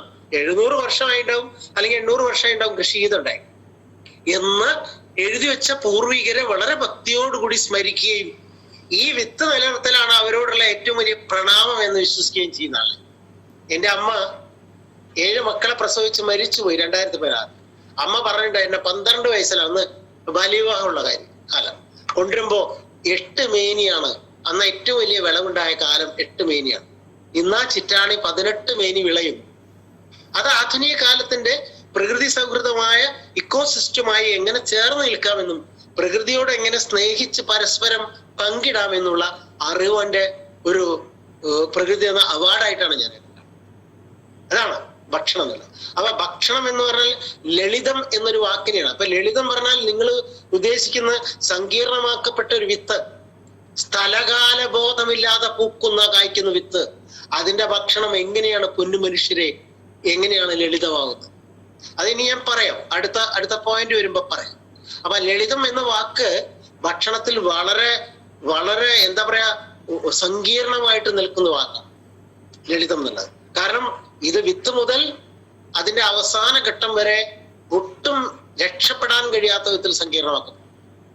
ഞാൻ പറയുന്നത് ഇത്തരം പ്രാദേശിക വിത്തിനങ്ങൾ ആലോചിച്ച് നോക്കണം. നിങ്ങള് കൊമ്പത്തും കടവും നിങ്ങളുടെ കൊടുങ്ങല്ലൂരും കോളിൽ ചെയ്തിരുന്ന വിത്തല്ല കണ്ണൂർ ചെയ്തിരുന്നത്. ആ വിത്തല്ല ഞങ്ങളുടെ വള്ളുവനാട്ടിൽ ചെയ്തിരുന്നത്. ഇവിടെ ചിറ്റാണിയാണെങ്കിൽ അവിടെ വെള്ളം പൊക്കാളിയാണ്. മനസ്സിലായി? വെള്ളത്തിന്റെ മീതെ വളരാൻ കഴിയുക അവിടുത്തെ പ്രാദേശിക ചുറ്റുപാടാ. അതിന്റെ അത്ര ഭക്ഷണ മൂല്യം വേറെ ഒന്നിനുമില്ല. കണ്ണൂർ കൈപ്പാട് ചെയ്തിരുന്ന ഏഴോനാണ്. അത് അവിടുത്തെ ചേറിനും ചളിക്ക് ഒരാൾ നിന്നാൽ താഴ്ത്തിക്കാണ് പോകും, ഇവിടെ എടുക്കാൻ പറ്റില്ല. അത്രയും വലിയ ചളിക്കുണ്ടിലാണ് കൊണ്ടുവയ്ക്കുന്നത്. അപ്പൊ അവിടേക്കൊക്കെ ഉള്ള വിത്തുകൾ പ്രകൃതി സ്വയം തീരുമാനിച്ച് അങ്ങനെ ഉണ്ടായ ജീവിത ഭക്ഷണക്രമങ്ങളിൽ അവിടെ ലളിതം എന്ന വാക്കിന്റെ അർത്ഥം ഒരു ജീവിയെ നിലനിർത്താൻ വേണ്ടിയ പോഷണം മണ്ണിൽ നിന്ന് വലിച്ചെടുത്ത് ഇത് തന്റെ ധാന്യങ്ങളിൽ സൂക്ഷിക്കാനുള്ള കഴിവ് ഉള്ള ചെടികളാണ്. ആ ചെടികൾ പോലും ഇല്ലാതാവുന്ന ആനുകാലികത്തിൽ ലളിതം എന്ന ഭക്ഷണവാക്ക് വളരെ വളരെ എന്താ പറയാ കാലഘട്ടത്തിന് പ്രാപ്യമല്ലാതായിരിക്കുന്നു. ഭക്ഷണത്തിന്റെ രണ്ടാമത്തെ ഗുണം പോഷണ സമ്പന്നം. ഈ പോഷണ സമ്പന്നം എന്ന് പറഞ്ഞാൽ എന്താണ്? ശരീരത്തിന് വേണ്ട പോഷണങ്ങൾ ഭക്ഷണത്തിൽ നിന്നും അല്ലാതെ വേറെ എവിടെ നിന്ന് കിട്ടും? അപ്പൊ അതിനെപ്പറ്റി നമുക്ക് ഇനിയുള്ള അടുത്ത പോയിന്റിൽ പറയാം. അത് നമുക്ക് അറിയാവുന്നതാണ്. ഇപ്പോ നമ്മുടെ ICRന്റെ പഠനങ്ങള് 23 പഠനങ്ങൾ കണ്ടാൽ നമുക്ക് വല്ലാത്ത ഒരു 25 വർഷം മുമ്പ് നമ്മള് പ്രാദേശികമായ കർഷകർ പറയുന്ന കാര്യങ്ങള് ശാസ്ത്രലോകത്തിന് പോലും ഉൾക്കൊള്ളാൻ കഴിഞ്ഞിരുന്നില്ല. എന്ന് പറഞ്ഞാൽ നമ്മുടെ ചേറ്റാടിനെയും ചിറ്റാടിന്റെ ഒക്കെ അരി കഴിച്ച് തിരുവാതിര ഞാറ്റാലിൽ മഴയെ നോക്കിയിരുന്നാൽ പോലും വിയർക്കും എന്ന് പറയും. കാരണം അത്രമേൽ സൗരോർജമാണ് അതിൽ. ഇപ്പോൾ ഉള്ള പുതിയ വിത്തുകൾ 90 മുതൽ 110 വരെയാണ്. അപ്പോ ഇത്തരം ഓരോ പ്രദേശത്തെയും പ്രാദേശിക ഭക്ഷണ ജീവിത ക്രമങ്ങൾ ഡെവലപ്പ് ചെയ്ത രീതിയാണ് ഓരോ വിത്തുകൾ. ഇപ്പോ ഈ നെൽകൃഷിയിൽ തന്നെ നിങ്ങൾ പറയുകയാണെങ്കിൽ കുന്നിന്റെ മുകളിൽ കൃഷി ചെയ്യുന്നത് മോഡേൺ ആണ്. ആ മോഡേൺ തന്നെ കട്ട മോഡേൺ, കരിമോഡേൺ, പാടപ്പിളപ്പൻ എന്നൊക്കെ പറയേണ്ട പോകുന്നതല്ല. അതൊക്കെ ഓരോ സൂക്ഷ്മ കാലാവസ്ഥകളാണ്. എന്താ മോഡേണിന്റെ സവിശേഷത? 20, 25, 30 ദിവസം മഴയില്ലെങ്കിലും കിഴങ്ങ് ഉണങ്ങാതെ കാക്കാനുള്ള കഴിവ്. എന്താ കിഴങ്ങ്? നെല്ലിന്റെ കാണ്ഡഭാഗം ഉണങ്ങാതെ. നിങ്ങൾ വിചാരിക്കും മോളൊക്കെ ഉണങ്ങിപ്പോയി ഈ ചെടി പോയി, പക്ഷെ അടുത്ത മഴ വരുമ്പോ ഇവൻ പൊട്ടിച്ചനച്ചു വരും. അതാണ്. അപ്പൊ നെല്ല് എന്ന് പറയുമ്പോൾ നിർവചിക്കുമ്പോ തന്നെ കുന്നിന്റെ മുകളിൽ കൃഷി ചെയ്യാൻ പറ്റുന്നത്, 2 4 ആൾക്ക് ആഴത്തിൽ വെള്ളമുള്ള സ്ഥലത്ത്, ചേറിൽ താഴ്ന്നു പോകുന്ന സ്ഥലത്ത്, ഇങ്ങനെ കായൽ നിലങ്ങളിൽ. അപ്പൊ ഇത്തരം വിത്തുകളും ഇതൊക്കെ പ്രകൃതിയുമായി ബന്ധപ്പെട്ട ഭക്ഷണബോധങ്ങളും ഒക്കെ എങ്ങനെയാണ് ഡെവലപ്പ് ചെയ്തത് എന്ന് നമ്മളെല്ലാവരും ചിന്തിക്കേണ്ടിയിരിക്കുന്നു. അത്തരം സംഭവങ്ങളെ പാടെ ഒഴിഞ്ഞു മാറ്റുമ്പോൾ നമ്മുടെ ഭക്ഷണം പോഷണമില്ലാത്ത, ശരിക്കും പറഞ്ഞാൽ ശൂന്യ ഭക്ഷണമാകുന്നു. രണ്ടാമത്തെ സങ്കീർണ ഭക്ഷണമാകുന്നു. മൂന്നാമത്തെ കാലാവസ്ഥയ്ക്ക് യോജിക്കുന്നത് ഭക്ഷണത്തിന്റെ നിർവചനം. കാലാവസ്ഥയ്ക്ക് യോജിക്കുന്നത് പറഞ്ഞാൽ ഓരോ കാലത്തും അതാത് പ്രദേശങ്ങളിൽ വിളയുന്ന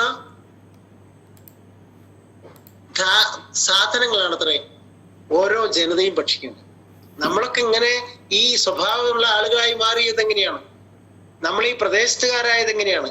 നമ്മുടെ ഭക്ഷണ രൂപം കൊണ്ടത് എങ്ങനെയാണ്? അപ്പൊ അങ്ങനെയാണെങ്കിൽ കാലാവസ്ഥയ്ക്ക് അനുസരിച്ച് ഇപ്പോ ഓരോ കാലാവസ്ഥയിലും വിളയുന്ന വിഭവങ്ങളാണ് ഇതിനൊക്കെ. ഇപ്പൊ എല്ലാ കാലത്തും ഉരുളൻകിഴങ്ങും ഉള്ളിയും തക്കാളിയും വെളുത്തരിയും അല്പം ബ്രോയിലർ കോഴിയും ഉണ്ടായാൽ അതിൽ വസന്തം വിരിയിക്കുന്ന വീടുകളാണ് എല്ലാം. അവരോട് ഇത്തരം കാലാവസ്ഥാ ഭക്ഷണത്തെ കുറിച്ച് നമുക്ക് എന്ത് പറയാൻ പറ്റും? അങ്ങനെയാണെങ്കിൽ 400 ഇനം ഭക്ഷണങ്ങൾ കഴിച്ചിരുന്ന മലയാളി ഇന്ന് 10 ഇനത്തിൽ താഴെയാവണം. അപ്പൊ അവിടെയാണ് നമ്മുടെ കേരളത്തിലെ കാലാവസ്ഥാ കാലങ്ങള്. നമുക്കതൊന്നും അറിയണ്ട. കാലാവസ്ഥ ന്യൂനമർദ്ദമൊക്കെ ഇപ്പൊ ആകെ അറിയുന്ന കർഷകൻ മാത്രമാണ്. പിന്നെ കാലാവസ്ഥ വകുപ്പ്. ബാക്കിയുള്ളവർക്ക് എന്ത്? പിടി പോകുന്നു, സാധനമാകുന്നു എന്നല്ലാതെ. ഇപ്പൊ ഞാൻ പറയുന്നത് സാധാരണ ഒരാളെ സംബന്ധിച്ചിടത്തോളം ഇതൊന്നും തന്റെ സിലബസിലില്ല, തന്റെ എൻസൈക്ലോപീഡിയയിൽ ഇതൊന്നും ആവശ്യമില്ല. അതാണ് ഇപ്പൊ ഒരു ന്യൂനമർദ്ദം എന്ന് പറഞ്ഞാൽ ഞങ്ങൾക്ക് സങ്കടം. കാരണം നെല്ലുണ്ടാകുമോ പോകുമോ, വെള്ളം കൂടുമോ കുറപ്പോ. ഈ 2 ആഴ്ച മഴ വിട്ടുന്നപ്പോഴേക്കും ഒരു ഭാഗത്ത് ഇഞ്ചൻ വെച്ച് വെള്ളം അടിക്കണം. ഇതൊന്നും ചെയ്തില്ലെങ്കിലും പോലീസ് പിടിച്ചുകൊണ്ടുപോ, ഭരണഘടനാ പ്രകാരം അറസ്റ്റ് ചെയ്തുകൊണ്ടാനൊന്നും വകുപ്പില്ല. നമ്മളിപ്പോ ചിറ്റാണി ചെയ്തില്ലെങ്കിൽ ആരും വന്നിട്ട് അറസ്റ്റ് ചെയ്തോളൂ. പക്ഷേ ഇതൊക്കെ ചെയ്യുമ്പോൾ കിട്ടുന്ന എനർജി, ഇതൊക്കെ ചെയ്യുമ്പോൾ നമ്മുടെ പൂർവികരെ നമ്മൾ കാണുകയാണ്, അവരെ സ്പർശിക്കുകയാണ്. ആ ഭക്ഷണം കഴിച്ച് 65 വയസ്സ് വരെ ഒരു രോഗമില്ലാതെ ജീവിച്ചിട്ടുണ്ടെങ്കിൽ അത് തന്നെയാണ് അവരുടെ കയ്യൊപ്പ് എന്ന് അടയാളപ്പെടുത്തുക. ഒരു തർക്കമില്ല ആ കാര്യം. ഞാനൊക്കെ തർക്കിച്ചാലും നമുക്ക് വേറൊന്നും പറയാനും. അപ്പൊ ഞാൻ പറഞ്ഞ അങ്ങനെയാണെങ്കിൽ കേരളത്തിലെ കാലാവസ്ഥാ കാലം എന്താണ്? കേരളത്തിലെ കാലം, കേരളത്തിൽ 4 പ്രകടമായ കാലാവസ്ഥാ കാലങ്ങളാണ്. ഒന്ന് ഇടവം, മിഥുനം, കർക്കിടകം. ഇത് കേരളത്തിലെ വർഷഋതുവാണ്. ഈ സമയത്താണ് വലിയൊരു ഗ്രീഷ്മ കാലത്തിന് ശേഷം ഉണങ്ങി വരണ്ട് കണ്ണിലൊഴിക്കാൻ വെള്ളമില്ലാതെ എത്രയോ കാലം മുമ്പ് വിത്ത് വിതരണം നടത്തി, 5-8 മാസം മുമ്പ് വിത്ത് വിതരണം നടത്തി ഓരോന്നിന്റെയും പ്രായത്തിനനുസരിച്ച് മണ്ണോട് കിടന്ന ചെടികൾ മുഴുവൻ മുളച്ചു പോകുന്നത് ഈ വർഷഋതുവിലാണ്. അവ മുളച്ച് വളർന്ന് സ്വാഭാവികമായ പ്രകൃതിയുടെ ആന്തോളനങ്ങൾക്കനുസരിച്ച് വളർന്നു വരും. ഈ സമയത്ത് ഇലക്കറിയാണ് പോഷണം. ഇലക്കറി എങ്ങനെയാണ് ശരിക്കും ഇലക്കറി എന്നുള്ള കോൺസെപ്റ്റ്? കർക്കിടകത്തിൽ ഇലക്കറി, കർക്കിടകമാകുമ്പോഴാണ് ഇത് ഫുള്ളായിട്ട് വരുന്നത്. കർക്കിടകം കേരളത്തിലെ ഏറ്റവും രോഗാതുരമായ കാലം കൂടിയാണ്. അപ്പൊ ആ രോഗാതുരമായ കാലത്തെ മറികടക്കാൻ പോഷണമുള്ള ഇലക്കറികൾ കഴിക്കുക എന്നുള്ള സാമ്പ്രദായിക അറിവ്. നമുക്കിപ്പോ ആകെ ഇലക്കറി എന്ന് പറഞ്ഞാൽ ചീരയും അതുപോലെ തന്നെ പിന്നുള്ളത് ആകെ ക്യാബേജും കോളിഫ്ലവർ ഒക്കെയാണ്. അതിന്റെ അപ്പുറത്തൊരു ഇലക്കറി ഇല്ല. നമ്മള് ഇത് പറയാനുള്ള അർഹത എന്താ വെച്ചാൽ 70ഓളം ഇലകൾ വെച്ച് ഈ വട്ടംകുളം പഞ്ചായത്തിലെ 349 ആളുകൾക്ക് ഭക്ഷണം ഉണ്ടാക്കി വിളമ്പിയ അതൊരു കർക്കിടക മാസത്തിൽ. അത് എല്ലാവരും ഇതിനു വേണ്ടിയില്ല, നമ്മുടെ ഇത്തരം ഭക്ഷ്യയോഗ്യമായ ഇലകൾ പ്രകൃതിയിലുണ്ട് എന്നതാണ്. അത് കഴിഞ്ഞാൽ പിന്നെ ചിങ്ങം, കന്നി, തുലാം. ഇത് കേരളത്തിലെ വസന്ത ഋതുവാണ്. ഈ നേരത്തെ നമ്മള് സ്വാഭാവികമായിട്ട് വളർന്നതും അശ്വതി, ഭരണി, ഞാറ്റുകളിൽ കുഴിച്ചിട്ടതുമായ സാധനങ്ങൾ വളർന്ന് ഭക്ഷണം ഉണ്ടാവുന്ന സമയം. കാർത്തികക്കാല്, കാലടി അകലം, കരിമ്പട പുതപ്പ്, ഇഞ്ചി, മഞ്ഞള്, അങ്ങനെ ഓരോ കാലത്തും കാർത്തികയിൽ കഴുതന കെട്ട കയ്യിലോണ്ട് നനയ്ക്കുക. കാരണം വെള്ളത്തിന് ക്ഷാമമുള്ള സമയം. അശ്വതി, ഭരണി, കാർത്തിക ഈ 3 ഞാറ്റുവേലകളിൽ ചെയ്ത മുഴുവൻ സാധനങ്ങളും ഭക്ഷണത്തിന് പ്രാപ്യമായി പൂത്ത് കായ്ച്ച് നിറയുന്ന സമയമാണ് ശരിക്കും ചിങ്ങം. സമയത്ത് വന്നത് പ്രതീക്ഷിച്ചാലും തെറ്റല്ല. അപ്പൊ കേരളത്തിലെ വസന്ത ഋതു ചിങ്ങം, കന്നി, തുലാം. സങ്കര ഭക്ഷണങ്ങളുടെ കാലം. പ്രാദേശികമായിട്ട് എത്ര ഭക്ഷണങ്ങൾ. ഇപ്പോ ശരിക്കും ആ സമയത്ത് നമ്മുടെ എനിക്ക് തോന്നുന്നത് ഈ ഞാൻ നേരത്തെ പറഞ്ഞ മോഡനൊക്കെ ഭരണി ഞാറ്റുവേലയിൽ ഇട്ടാൽ അത് കതിരായി നെല്ല് കൊയ്യുന്ന സമയമാണ്. ചിങ്ങം കർക്കിടക അവസാനത്തിൽ കൊയ്യും. ആ സമയത്ത് കോസ്റ്റൽ ബെൽറ്റിൽ താമസിക്കുന്നവൻ അവിടുത്തെ ഭക്ഷണം ഇപ്പൊ പിടിക്കാൻ നിബന്ധനകളുണ്ട്. 10 സെന്റിമീറ്റർ 20 സെന്റിമീറ്ററുള്ള മത്തിയും അതുപോലെ പുന്നല്ലരി ചോറും കുഞ്ഞമത്തി ചാറും എന്നാണ് അവർ പറഞ്ഞത്. അതിന്റെ അർത്ഥം സ്റ്റാർച്ചും പ്രോട്ടീനും ചേർന്നിട്ടുള്ള വളരെ ഉന്മാദമായിട്ടുള്ള ഭക്ഷണം. ഇത്തരം പ്രകൃതി ഒരുക്കുന്ന ഭക്ഷണങ്ങൾ കാലാനുസൃതമായി ഭക്ഷിച്ചതിന് പകരം വലിയ മാളുകളിൽ പോയി ഭക്ഷണം എന്ന വ്യാജേന നമുക്ക് കിട്ടുന്ന ഒരുപാട് നിറങ്ങളും മണങ്ങളും അതിനെ ആശ്ലേഷിക്കുന്ന ആധുനികത്തിൽ നമുക്ക് ആശുപത്രികൾക്ക് പോലും നമുക്ക് സ്വാസ്ഥ്യം തരാൻ കഴിയുമെന്ന് വിശ്വസിക്കാൻ പറ്റില്ല. എങ്ങനെയാണ് പറ്റുക? അവിടെയാണ് ചരക സംഹിതയൊക്കെ പത്തേ സതീകതസ്യാം കിം ഔഷധ നിക്ഷേപണം. ആഹാരം പത്യമുള്ളതാണെങ്കിൽ ഔഷധത്തിന്റെ ആവശ്യം വരില്ല. ഞാൻ പറഞ്ഞല്ല, ചരക സംഹിതയാണ്. അപ്പൊ അങ്ങനെയാണെങ്കിൽ ഇത്തരം കാര്യങ്ങൾ പ്രാദേശിക ഭക്ഷണ ജീവിത രീതികളുമായി എങ്ങനെ പിരിയാതെ ചേർന്ന് നിൽക്കുന്നു എന്നുള്ളതിന്റെ അടയാളങ്ങളാണ്. അപ്പോ ഞാൻ കാലാവസ്ഥാ ഭക്ഷണം എന്നുള്ള പ്രാധാന്യം തന്നെ മലയാളി മറന്നു. അപ്പൊ ഇടവും മിഥുനും കർക്കിടകം കഴിഞ്ഞാൽ ചിങ്ങം, കന്നി, തുലാം. പിന്നെ വൃശ്ചികം, ധനു, മകരം. ഇത് കേരളത്തിൽ ഹേമന്തകാലമാണ്. ഈ കാലത്ത് ആദ്യം മധുരക്കിഴങ്ങ് പറിക്കും. തിരുവാതിര ഞാറ്റുവേലയിൽ ഉണ്ടായിരുന്ന മധുരക്കിഴങ്ങ് പോഷണ സമ്പന്നമാണ്. മനസ്സിലായില്ലേ? പാവപ്പെട്ടവന്റെ ഏറ്റവും നല്ല പോഷണമാണ്. കപ്പയുടെ കാലത്ത് കപ്പ കഴിച്ചിട്ടാണ് ഏറ്റവും കൂടുതൽ അന്നജമുള്ള കപ്പ കഴിച്ചിട്ടാണ് മലയും കുന്നൊക്കെ ഇടിച്ച് അവിടെ ലെവലാക്കി കൃഷി ചെയ്യാനുള്ള ഊർജം സംഭരിച്ചത്. അപ്പൊ ഞാൻ പറയുന്നത് മൂന്നാമത്തെ ഹേമന്തകാലത്ത് കിഴങ്ങുകൾ ഭക്ഷണമാക്കേണ്ട സമയമാണ്. ആദ്യം പറിക്കും കൂർക്ക, മധുരക്കിഴങ്ങ്, നനക്കിഴങ്ങ്, പുതക്കിഴങ്ങ്, തൊപ്പക്കിഴങ്ങ്, കാവത്തിൽ തന്നെ 40-50 ഇനങ്ങൾ ഉണ്ടായി. വയനാട്ടിലെ മാനുവൽ ചേട്ടനെ കൊടുത്തിട്ട് 2018 വട്ടംകുളം പഞ്ചായത്തിൽ 60ഓളം കിഴങ്ങുകൾ പ്രദർശിപ്പിച്ചിട്ട് അതിന്റെ ഭക്ഷണങ്ങൾ ഉണ്ടാക്കി എല്ലാവരും കൂടിയിരുന്ന് കഴിച്ചു എന്നുള്ളതാണ് ഇത് പറയാനുള്ള മറ്റൊരു അർഹതയായിട്ട് ഞാൻ കണക്കൂട്ടുന്നു. അപ്പൊ ഇത്തരം ഭക്ഷണഭേദങ്ങളെ കൊണ്ട് ശരീരത്തെ കാലാനുബന്ധമായി എനർജറ്റിക് ആയിട്ടും അതുപോലെ തന്നെ വളരെ റെസിസ്റ്റന്റ് ആയി നിലനിർത്തിയിരുന്ന ഒരു ജനത എല്ലാ കാലത്തും ഒരേ ഭക്ഷണം കഴിക്കാൻ തയ്യാറായി കൃഷി എന്ന് പറയുന്ന വ്യവസ്ഥയെ അതിന്റെ ഇക്കണോമിക്സ് മാത്രം വായിച്ചെടുത്ത് പുറങ്കാലുകൊണ്ട് തട്ടി മാറ്റിയതിന്റെ ദുരന്തങ്ങളാണ് ഇന്ന് നാം അനുഭവിക്കുന്ന ആരോഗ്യ പാരിസ്ഥിതിക മാലിന്യ ദുരന്തങ്ങൾ. ഒരു കർഷകന്റെ വീട്ടിൽ മാലിന്യമില്ല. നിങ്ങൾ എന്റെ വീട്ടിൽ വരിക, ഞങ്ങളുടെ വീട്ടിൽ മാലിന്യമില്ല. ഇവിടെ 7 പശുക്കളാണ്. ഇവിടെ എന്ത് ഭക്ഷണാവശിഷ്ടങ്ങൾ ഉണ്ടെങ്കിലും അവർക്കുള്ളതാണ്. നിങ്ങൾ മത്സ്യമാംസാദികൾ വളരെ കുറഞ്ഞ മത്സ്യം വളരെ കുറഞ്ഞ അളവിൽ ഉപയോഗിക്കുന്ന അത് ഞങ്ങൾക്ക് 20 കോഴികളുണ്ട്. അതിന്റെ വേസ്റ്റ് അവിടെ പോകും. ഈ വീട്ടിൽ നിന്ന് പുറത്തേക്ക് വേസ്റ്റ് പോകാനുണ്ട്. അപ്പോ ഇവിടത്തെ വേസ്റ്റ് ഒക്കെ 24 മണിക്കൂർ കൊണ്ട് ചാണകമാക്കി തരാൻ 7 ആളുകൾ കാത്തിരിക്കണം. അതുകൊണ്ട് തന്നെ പീടികയിൽ പോകണ്ട. അവിടുന്ന് സാറ് പറഞ്ഞ മാതിരി കുപ്പിയും കവറും ഇങ്ങോട്ട് കൊണ്ടിന്റെ അവസ്ഥ ഇതുവരെ ഉണ്ടായിട്ടില്ല. ഇനി പോവുകയാണെങ്കിൽ തന്നെ ഞങ്ങളുടെയൊക്കെ ബാഗിന്റെ അടിയിൽ വളരെ ഹൃദ്യമായിട്ടുള്ളൊരു സഞ്ചിയുണ്ട്. അത് തുണിസഞ്ചിയാണ്. 5-8 മടക്കാക്കിയാൽ നമ്മുടെ സർക്കസുകാരന്റെ സാധനമാതിരിയാണ്. വലുതാക്കിയ എത്ര നടക്കുമല്ലോ. അപ്പൊ ഞാൻ പറഞ്ഞത് ഒരു ബദലുകൾ ഉണ്ടോ ചോദിച്ചാൽ 100 ഉണ്ട്. പക്ഷെ ആ വഴിക്ക് ചിന്തിക്കാനോ ആ വഴിയെക്കുറിച്ച് എന്തെങ്കിലും സംവദിക്കാനോ കഴിയാത്തൊരു കാലഘട്ടത്തിൽ ഇത്തരം ഒരു ഗുരുസ്മരണയുടെ പേരിലെങ്കിലും ഇത്തരം കാര്യങ്ങൾ സംവാദനത്തിന് വിഷയവഹിക്കുന്നു എന്നുള്ളത്, അതും ഇത്തരം ഹ്രസ്വമായ ഗ്രാമ സമൂഹങ്ങളിൽ, അത് നമുക്ക് പ്രതീക്ഷയ്ക്ക് വക തരും. അങ്ങനെയുണ്ടല്ലോ, എല്ലാ വിളക്കുകളും അണഞ്ഞു പോകുമ്പോൾ ഒരു ചെറിയ ചിരാതിന്റെ വിളക്കുകൊണ്ട് ഒരാളെ ദിശാനിയന്ത്രണം നടത്താനും നേർവഴിക്ക് നടത്താനും കഴിഞ്ഞിട്ടുണ്ടെങ്കിൽ അതാണ് ഒരുപക്ഷെ നിങ്ങൾ കാലം ആവശ്യപ്പെടുന്ന ഏറ്റവും മഹത്തരമായ കാര്യം എന്ന് പറഞ്ഞാലും തെറ്റാകില്ല. അപ്പോ എനിക്കിതിൽ പറയാനുള്ളത്, ചെടികളെ നോക്കി കാലവും കാലാവസ്ഥയും തീരുമാനിച്ചിരുന്നു. എന്താ ചെടികൾ നോക്കിയ വൃശ്ചികക്കാറ്റ് കുറവാണ്, അതുകൊണ്ട് ചക്കയും മാങ്ങയും കുറയും എന്ന് പ്രവചിച്ചിരുന്ന ഒരു കാലം. അതിനു പകരം എല്ലാ കാലത്തും ചക്ക ഉണ്ടാക്കാമെന്നും വിയറ്റ്നാം വേലി വെച്ചാൽ മതി എന്നും അങ്ങനെയാണ്. അപ്പൊ ഈ ചക്കയിൽ പോഷകം, ആ ചോദ്യമില്ല, കഥയിൽ ചോദ്യമില്ല. അതാണ് ചിലതൊന്നും ചോദിക്കരുത്. അങ്ങനെയല്ല, കുട്ടികളോടും അധ്യാപകർ മിണ്ടാതിരിക്കട എന്ന് പറയും വെടികൊണ്ട്. ആ മിണ്ടാതിരിപ്പിക്കലാണ്. തിരിച്ചു ചോദിക്കാൻ, കാരണം ഓരോ ചെടിയും അതിന്റെ ഫ്ലോറജിൻ വ്യവസ്ഥ കറക്റ്റ് ആവാനുള്ള ചില ജീൻ സവിശേഷതകൾ.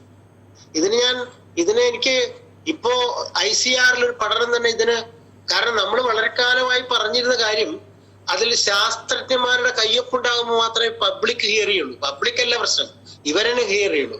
ഇപ്പോ ആധുനിക കാലത്തുള്ള ഏറ്റവും വലിയ നിശബ്ദ ദാരിദ്ര്യമാണ് എന്ന് ICR പഠനം പറയുന്നു. അതായത് ഈ ക്രോസ് ബ്രീഡിങ് വന്നോടുകൂടിയിട്ട് മിനറൽ ലോഡിങ്ങിനുള്ള ചെടികളുടെ കഴിവ് 45 മുതൽ 50% വരെ കുറഞ്ഞു എന്ന് ICRലെ ശാസ്ത്രജ്ഞന്മാര്, ഏകദേശം 11 ശാസ്ത്രജ്ഞന്മാരടങ്ങുന്ന ഒരു സംഘം, അതിനെ പറ്റിയുള്ള അവരുടെ പഠനം അവരുടെ പേരും കാര്യങ്ങളൊക്കെ ഞാൻ നോട്ട് ചെയ്ത് വെച്ചിരുന്നു. അവര് അസന്നിഗ്ധമായിട്ട് mineral ലോഡിങ്ങിന്റെ capacity doctor Sovan Devnath ICR മറ്റ് 11 ശാസ്ത്രജ്ഞന്മാരും പറയുന്നു. അതായത് ക്രോസ് ബ്രീഡിങ് ഈ സസ്യത്തിന്റെ ജനിതകപരമായ കഴിവുകൾ കൊണ്ട് ആ സസ്യം എന്തൊക്കെ മിനറലുകൾ വലിച്ചെടുക്കണമെന്നും അത് തന്റെ ധാന്യത്തിൽ ലോഡ് ചെയ്യണമെന്ന് തീരുമാനിക്കാനുള്ള കഴിവ് ഇതിനെ വർഗസങ്കരണം വരുത്തിയപ്പോ നഷ്ടപ്പെട്ടു എന്നാണ്. അപ്പൊ ഞാൻ പറയുന്നത് പൊക്കാളി നെല്ല് എന്ന് പറഞ്ഞാൽ മഴ ഇന്ന് പെയ്ത് നാളെ 20 സെന്റിമീറ്റർ വെള്ളം കൂടിയാൽ പൊക്കാളി അതിന്റെ മീതെ വരും. ഒരു മനസ്സ് ഉണ്ടാവുക എന്നുള്ളതാണ്. ആ മനസ്സുണ്ടായി കിട്ടിയാൽ പിന്നെ അത് പ്രകൃതി നമ്മളോട് പറയും, ഒരു സംശയമില്ല. അങ്ങനെയുള്ള ആ ഒരു ബോധത്തിന് ജീവിതത്തിലേക്ക് പോലും പങ്കിട്ടുണ്ടെന്നാണ്. കാരണം എന്റെ ജീവിത ബോധങ്ങൾ അത്രമേൽ സൂക്ഷ്മമായിരുന്നു ഇക്കാര്യത്തിൽ. നിങ്ങൾ അറിയേണ്ടത് 2016 ഫെബ്രുവരി 10 എന്റെ മകളുടെ വിവാഹം. ഞാൻ ഈ കൃഷിയുടെ ചർച്ചയിലേക്ക് അത് കൊണ്ടുവരില്ല. ഇതും കൂടി അറിയുമ്പോൾ മനസ്സിലായി എന്റെ മാനവീയ ബോധങ്ങൾ എത്ര കണ്ട് പോസിറ്റീവ് ആയിരുന്നു എന്നുള്ളത് അറിയുള്ളൂ. അതിന് ഒരു 4000 പേര് ഇത്തരം ജൈവ സദ്യ എന്റെ ചിറ്റാണി തന്നെ വെച്ചളമ്പണമെന്ന് അങ്ങനെയൊക്കെ നിഷ്കാഴ്ചയോട് കൂടിയിട്ട് അങ്ങനെയൊക്കെ ചെയ്തിട്ടാണ്. അതിന്റെ അമ്മ വയ്യാതെ കിടക്കാണ്. ആ കല്യാണം കഴിഞ്ഞ പിറ്റേ ദിവസം അമ്മ മരിക്കും. കല്യാണം കഴിയുന്നവരെ കാത്തു കിടന്നു എന്ന് പറയാനാണ് എനിക്ക്. അമ്മ 104, 104 അറിയണം നിങ്ങൾ. അപ്പൊ ഇതൊക്കെ പ്രകൃതിയുടെ ഒരു ഭാഷാഭേദം പോലെ ഒരു തലയ്ക്ക് തൊട്ടിയാൽ ആ ചങ്ങല പൂർണ്ണമാക്കുന്നതിന് പ്രകൃതി എന്നിട്ടുള്ള ചില അനുഗ്രഹങ്ങളാണ്. ഇതിനൊക്കെ എന്നും സപൂജ്യമായി പ്രാർത്ഥനയോടുകൂടി തുടരാൻ കഴിയണമെന്നും അതില്ലാത്ത ദിവസം മരിച്ചു പോകണമെന്ന് മാത്രമാണ് പ്രാർത്ഥന, വേറൊന്നുമില്ല. അതുകൊണ്ടാണ് ഞാൻ 32 കൊല്ലം സർവീസിൽ കിട്ടിയ പൈസ കൊണ്ട് കുളം കഴിക്കാൻ തീരുമാനിച്ചത്. എന്റെ അമ്മയുടെ രക്തത്തിൽ പിറന്ന എന്റെ ജ്യേഷ്ഠാനുജന്മാർ മുഴുവൻ പറഞ്ഞു, 2 കുഴൽക്കിണർ അടിച്ചാൽ പോലെ കുട്ടിയെ എന്തിനാ അത്ര ബുദ്ധിമുട്ടുണ്ട്, 2 കൊല്ലം വെച്ച് 12000 കല്ല് കൊടുന്ന് ചെത്തി മിനുക്കി ഉണ്ടാക്കി കുളം കുഴിക്കേണ്ട എന്ത് പ്രശ്നമാണ് നിനക്കുള്ളത്? നിനക്ക് ആൺകുട്ടി കല്യാണം കഴിഞ്ഞു, പെൺകുട്ടിയും കല്യാണം, അപ്പൊ കല്യാണം കഴിഞ്ഞാൽ ജീവിതം അവസാനിച്ചു എന്നാണ് അവരൊക്കെ. അപ്പൊ ഞാൻ അതിനൊന്നും മറുപടി പറഞ്ഞിട്ടില്ല, ആരെയും അലോസരപ്പെടുത്താൻ തയ്യാറ്. മനസ്സിലായി? കുളം ഉണ്ടായി, അതിന്റെ ഉദ്ഘാടനത്തിന് കെ.ടി. ജലീലും ഇവരൊക്കെ വന്ന്, മന്ത്രിയും ഇവരൊക്കെ വന്നപ്പോ അവരെല്ലാവരും കണ്ടു, ഇവരെ കുളം ഗംഭീരായിരിക്കുന്നു എന്ന് പറഞ്ഞ് വിസിറ്റേഴ്സ് വരുമ്പോ അവരും കൈയടിക്കാറുണ്ട്. അപ്പൊ ഞാൻ പറയുന്നത് ഇതാണ് വെള്ളം എന്ന് പറഞ്ഞാൽ. ഞാൻ കുളം കുഴിക്കുമ്പോ എന്നെ മതിച്ചൊരു, അതായത് കുളങ്ങൾ പൊതുവായി കുളിച്ച് സംരക്ഷിച്ചാൽ മരിച്ചുപോയ ആത്മാക്കൾക്ക് പോലെ പുണ്യം കിട്ടുമെന്ന് നമ്മുടെ പുരാണങ്ങളിൽ പറയുന്നു. അത് തന്നെയാണ്, അതിനുള്ള എവിഡൻസ് ഞാൻ ഉണ്ടാക്കി കൊടുത്തു. കാരണം എന്റെ ഈ പറമ്പിന്റെ 4 ഏക്കർ സ്ഥലം കാട് പിടിച്ച് കിടക്കുന്ന സ്ഥലമാണ്. ഈ കുളം കുഴിച്ച ആ ഏപ്രിൽ 12 ഞാൻ ഫോട്ടോ എടുത്ത് സൂക്ഷിച്ചിട്ടുണ്ട്. ഇതൊക്കെ എന്റെ ജീവിതത്തിലെ പരിച്ഛേദങ്ങളാണ്. ഇതൊന്നും ഇല്ലെങ്കിൽ ഞാനില്ല. ആ മരപ്പട്ടികൾ ഒന്നിച്ചു വന്ന് വെള്ളമില്ലാതെ ഈ രാത്രി 2 മണിക്ക് ഭയങ്കര ബഹളം വെച്ച് ടോർച്ച് അടിച്ച് ചെന്ന് നോക്കുമ്പോ 10-15 മരപ്പട്ടികൾ ഇരുന്ന് കുളത്തിലേക്ക് നാക്ക് നീട്ടി വെള്ളം കുടിക്കും. Water is for all. ജലം എല്ലാവർക്കും ഉള്ളതാണ്. എന്റെ ഏട്ടൻ പറഞ്ഞമായി 2 കുഴൽക്കിണർ ഇടിച്ച് അടച്ചിട്ടാൽ മരപ്പട്ടികൾക്ക് വെള്ളം കിട്ടും. അങ്ങനെയാണെങ്കിൽ മരിച്ചുപോയ ആത്മാക്കൾ പുണ്യം കിട്ടും. അപ്പൊ അതാണ് നമ്മുടെ മക്കൾക്ക് കൊടുക്കാൻ നമുക്ക് പറഞ്ഞത്, മനസ്സിലായില്ലേ? അപ്പൊ അതിന്റെ ഒരു ബാക്കിപത്രമായിട്ട് വേണം അന്നത്തെയും കൃഷിയെയും ഒക്കെ കാണാൻ എന്ന് പറയാനാണ് എനിക്കിഷ്ടം. ഇനി ഞാൻ പറയുന്നത് ഈ വിഷസങ്കലനം എന്ന് പറഞ്ഞാൽ ഒന്നും കൂടി പറഞ്ഞിട്ട് ഞാൻ ആ വിഷയം വിടുകയാണ്. അതായത് ഇപ്പോ ഈ ICAR പഠനം പറയുന്നത് ഏകദേശം ഇപ്പോ അരിയിലും ഗോതമ്പിലും ആഴ്സനിക് മുതലായ വിഷങ്ങൾ 1493% വരെ കൂടുതലുണ്ടെന്ന് അവരെ പഠനങ്ങൾ. ഞാൻ നേരത്തെ പറഞ്ഞ 11 ശാസ്ത്രജ്ഞന്മാരുടെ പഠനങ്ങളുടെ കുറവാണ്. അപ്പോ നിങ്ങൾ അറിയേണ്ടത് എന്താണ് വിഷമില്ലാത്ത ആഹാരം. അറിയണ്ടേ? നമ്മളെ ഭക്ഷിക്കാൻ കിട്ടിയില്ലെങ്കിലും എന്താണ് വിഷമുക്തമായ ഭക്ഷണം? നമ്മുടെ എൻസൈംസും കോശങ്ങളും എല്ലാം ഇത്തരം ഭക്ഷണങ്ങളെ എങ്ങനെ സ്വീകരിക്കും? ഇനി സ്വീകരിച്ചാൽ തന്നെ എത്ര കാലം ഈ കോശങ്ങളെ അവരെ സ്വന്തം റെസിസ്റ്റൻസ് നിലനിർത്താൻ പറ്റും? ഇതൊക്കെ നമ്മുടെ ചോദിക്കേണ്ട ചോദ്യങ്ങളല്ലേ. പ്രാണവായുവും ശുദ്ധമായ ജലവും ശുദ്ധമായ ഭക്ഷണവും. ഞാൻ പലപ്പോഴും പറയാറുണ്ട്, എത്ര കിളികൾ എത്ര കാലമായി ധാന്യം ഭക്ഷിക്കുന്നു? ഏതെങ്കിലും കിളിക്ക് ഡയബറ്റിക് വന്നതായിട്ട് നിങ്ങൾക്ക് അറിയാൻ പറ്റും? ഗട്ടറിലെ വെള്ളം കുടിക്കുന്ന പട്ടിക്ക് എന്ത് രോഗമാണ്? എല്ലാ സൗകര്യങ്ങളും ഉണ്ട് എന്ന് വിശ്വസിച്ച് വലിയ കൊട്ടാരങ്ങളിൽ ലാപ്പാർക്കുന്ന മനുഷ്യനില്ലാത്ത എന്ത് രോഗമാണ്? ഇതൊക്കെ പ്രകൃതി നമുക്ക് തരുന്ന പാഠങ്ങളാണ്. ഈ പുസ്തകങ്ങൾക്ക് അടച്ച് വെച്ച് അതിന്റെ മീതെ വലിയ കല്ലും കയറ്റി വെച്ചിട്ടാണ് നമ്മളെ ചിന്തകൾ തുടങ്ങുന്നത്. അപ്പൊ ഭക്ഷണം എന്നുള്ള ഒരു സംഭവത്തെ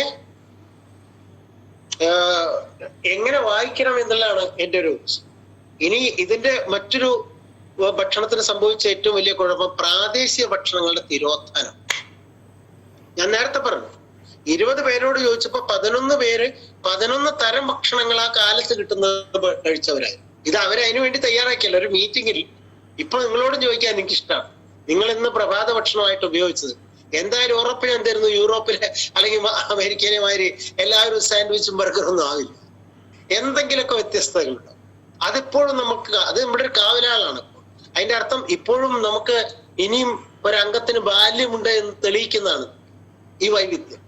വൈവിധ്യം എവിടെയൊക്കെ നഷ്ടപ്പെടുന്നുവോ അവിടെ കൃഷി മാത്രമല്ല മനുഷ്യ ജീവിതം പ്രതിസന്ധിയിലാവും. അപ്പൊ ഭക്ഷണത്തിന്റെ വൈവിധ്യം കാലാവസ്ഥയുമായിട്ട് ബന്ധപ്പെട്ടത്. അപ്പൊ പ്രാദേശിക ഭക്ഷണങ്ങളുടെ തിരോധാനം, നമുക്ക് പ്രാദേശിക ഭക്ഷണങ്ങളില്ല, അത് ചർച്ച ഇല്ല. അത് ശരിക്കും അതിനൊക്കെ കൂടി ഒന്നിച്ച് ഒറ്റ ഭക്ഷണത്തിലേക്ക് കൊണ്ടുവരേണ്ടത് വാസ്തവത്തിൽ മാർക്കറ്റിന്റെ ആവശ്യം. മാർക്കറ്റിനെ കുറിച്ച് ഞാൻ പറയുന്നില്ല. അപ്പൊ നിങ്ങൾ എല്ലാവരും നേരത്തെ പറഞ്ഞ മാതിരി രാവിലെ സാൻഡ്വിച്ചും ബർഗറും ഓർഡർ ചെയ്താൽ അതുകൊണ്ട് ആർക്കൊക്കെ നഷ്ടമുണ്ടാവും, ആർക്കൊക്കെ ലാഭം ഉണ്ടാവും എന്ന് ഒന്ന് ചിന്തിക്കാൻ ഒരിടം നൽകുക എന്നുള്ളതുകൊണ്ടാണ് ഞാൻ ആ വിഷയം എടുത്തിട്ട്. ഇത് ഉണ്ടാക്കുന്ന കമ്പനിക്ക് ഒരു പക്ഷേ ഹിതകരമായിരിക്കും, പക്ഷെ നമ്മുടെ ആരോഗ്യത്തിന് ഹിതകരമാകുമോ? അങ്ങനെയാണെങ്കിൽ പ്രാദേശിക ഭക്ഷണബോധങ്ങളെ നമ്മൾ തിരിച്ചു പിടിച്ചില്ലെങ്കിലും അറിയേണ്ടതില്ലേ? എന്താണ് കാലാവസ്ഥാ ഭേദങ്ങൾ? ഞാൻ നേരത്തെ പറഞ്ഞ കാലാവസ്ഥാ ഭേദങ്ങളിൽ അവസാനത്തെ ഭേദത്തെ കുറിച്ച് ഇപ്പൊ ഞാൻ പറയുന്നു. ഗ്രീഷ്മം. ഇപ്പൊ നേരത്തെ ഇടവം മിഥുനം കർക്കിടകം കേരളത്തിലെ വർഷഹൃതുവാണ്. ചിങ്ങം കന്നി തുലാം വസന്ത ഹൃതുവാണ് ഭക്ഷണഭേദം. പിന്നെ വൃശ്ചികം ധനു മകരം കേരളത്തിലെ ഹേമന്ത ഹൃതുവാണ്, കിഴങ്ങ് ഭക്ഷണങ്ങളുടെ കാലം. പിന്നെ ഒന്ന് പറയാതെ ബാക്കി വെച്ചതാണ് കുംഭം മീനം മേടം. ആ നെല്ലിന്റെ മാത്രം കഴിവാ. നേരെ കുറച്ച് നിങ്ങൾ കുട്ടാടനോ ചിറ്റാണി ചേറ്റാണി അവിടെ കൊണ്ടിട്ട വെള്ളത്തിൽ ചീഞ്ഞു പോകും. ഈ പൊക്കാളിന്റെ ജീൻ എടുത്ത് അല്ലെങ്കിൽ പൊക്കാളി വേറെ ചെടിയുമായിട്ട് വർഗസങ്കരണം വരുത്തിയാൽ ഇതിന് പിന്നെ ഈ ഗുണം ഉണ്ടാവില്ല. വെള്ളത്തിന്റെ മീതെ പോവാനുള്ള ഉണ്ടായിക്കോണമെന്നില്ല. ഇനി അങ്ങനെ ഉണ്ടാവുക തന്നെ യഥാർത്ഥ പൊക്കാളിന്റെ പോഷണ ഗുണം ഉണ്ടാവില്ല. അത് വിശ്വസിക്കാൻ പറ്റില്ല. അതാണ് ഇപ്പൊ ഇവര് കയ്യൊപ്പിട്ട് തന്നിരിക്കുന്നത്, അടിയൊപ്പ്. അപ്പോ ഞാൻ പറയാം, മണ്ണിലെ പോഷകങ്ങളെ ധാന്യങ്ങളിൽ എത്തിക്കാനുള്ള ക്ഷമത നമ്മുടെ പല സസ്യങ്ങൾക്കും, വർഗസങ്കരണം വരുത്തിയ സസ്യങ്ങൾക്കും 45 മുതൽ 50% വരെ കുറഞ്ഞു എന്ന് ഈ ശാസ്ത്രജ്ഞന്മാര് അഭിപ്രായപ്പെടുന്നു. അപ്പൊ എന്താണ് ഭക്ഷണം? അന്നത്തെ കുറിച്ചുള്ള ധാരണ എന്താണ്? ഏറ്റവും വില കുറഞ്ഞ സാധനം,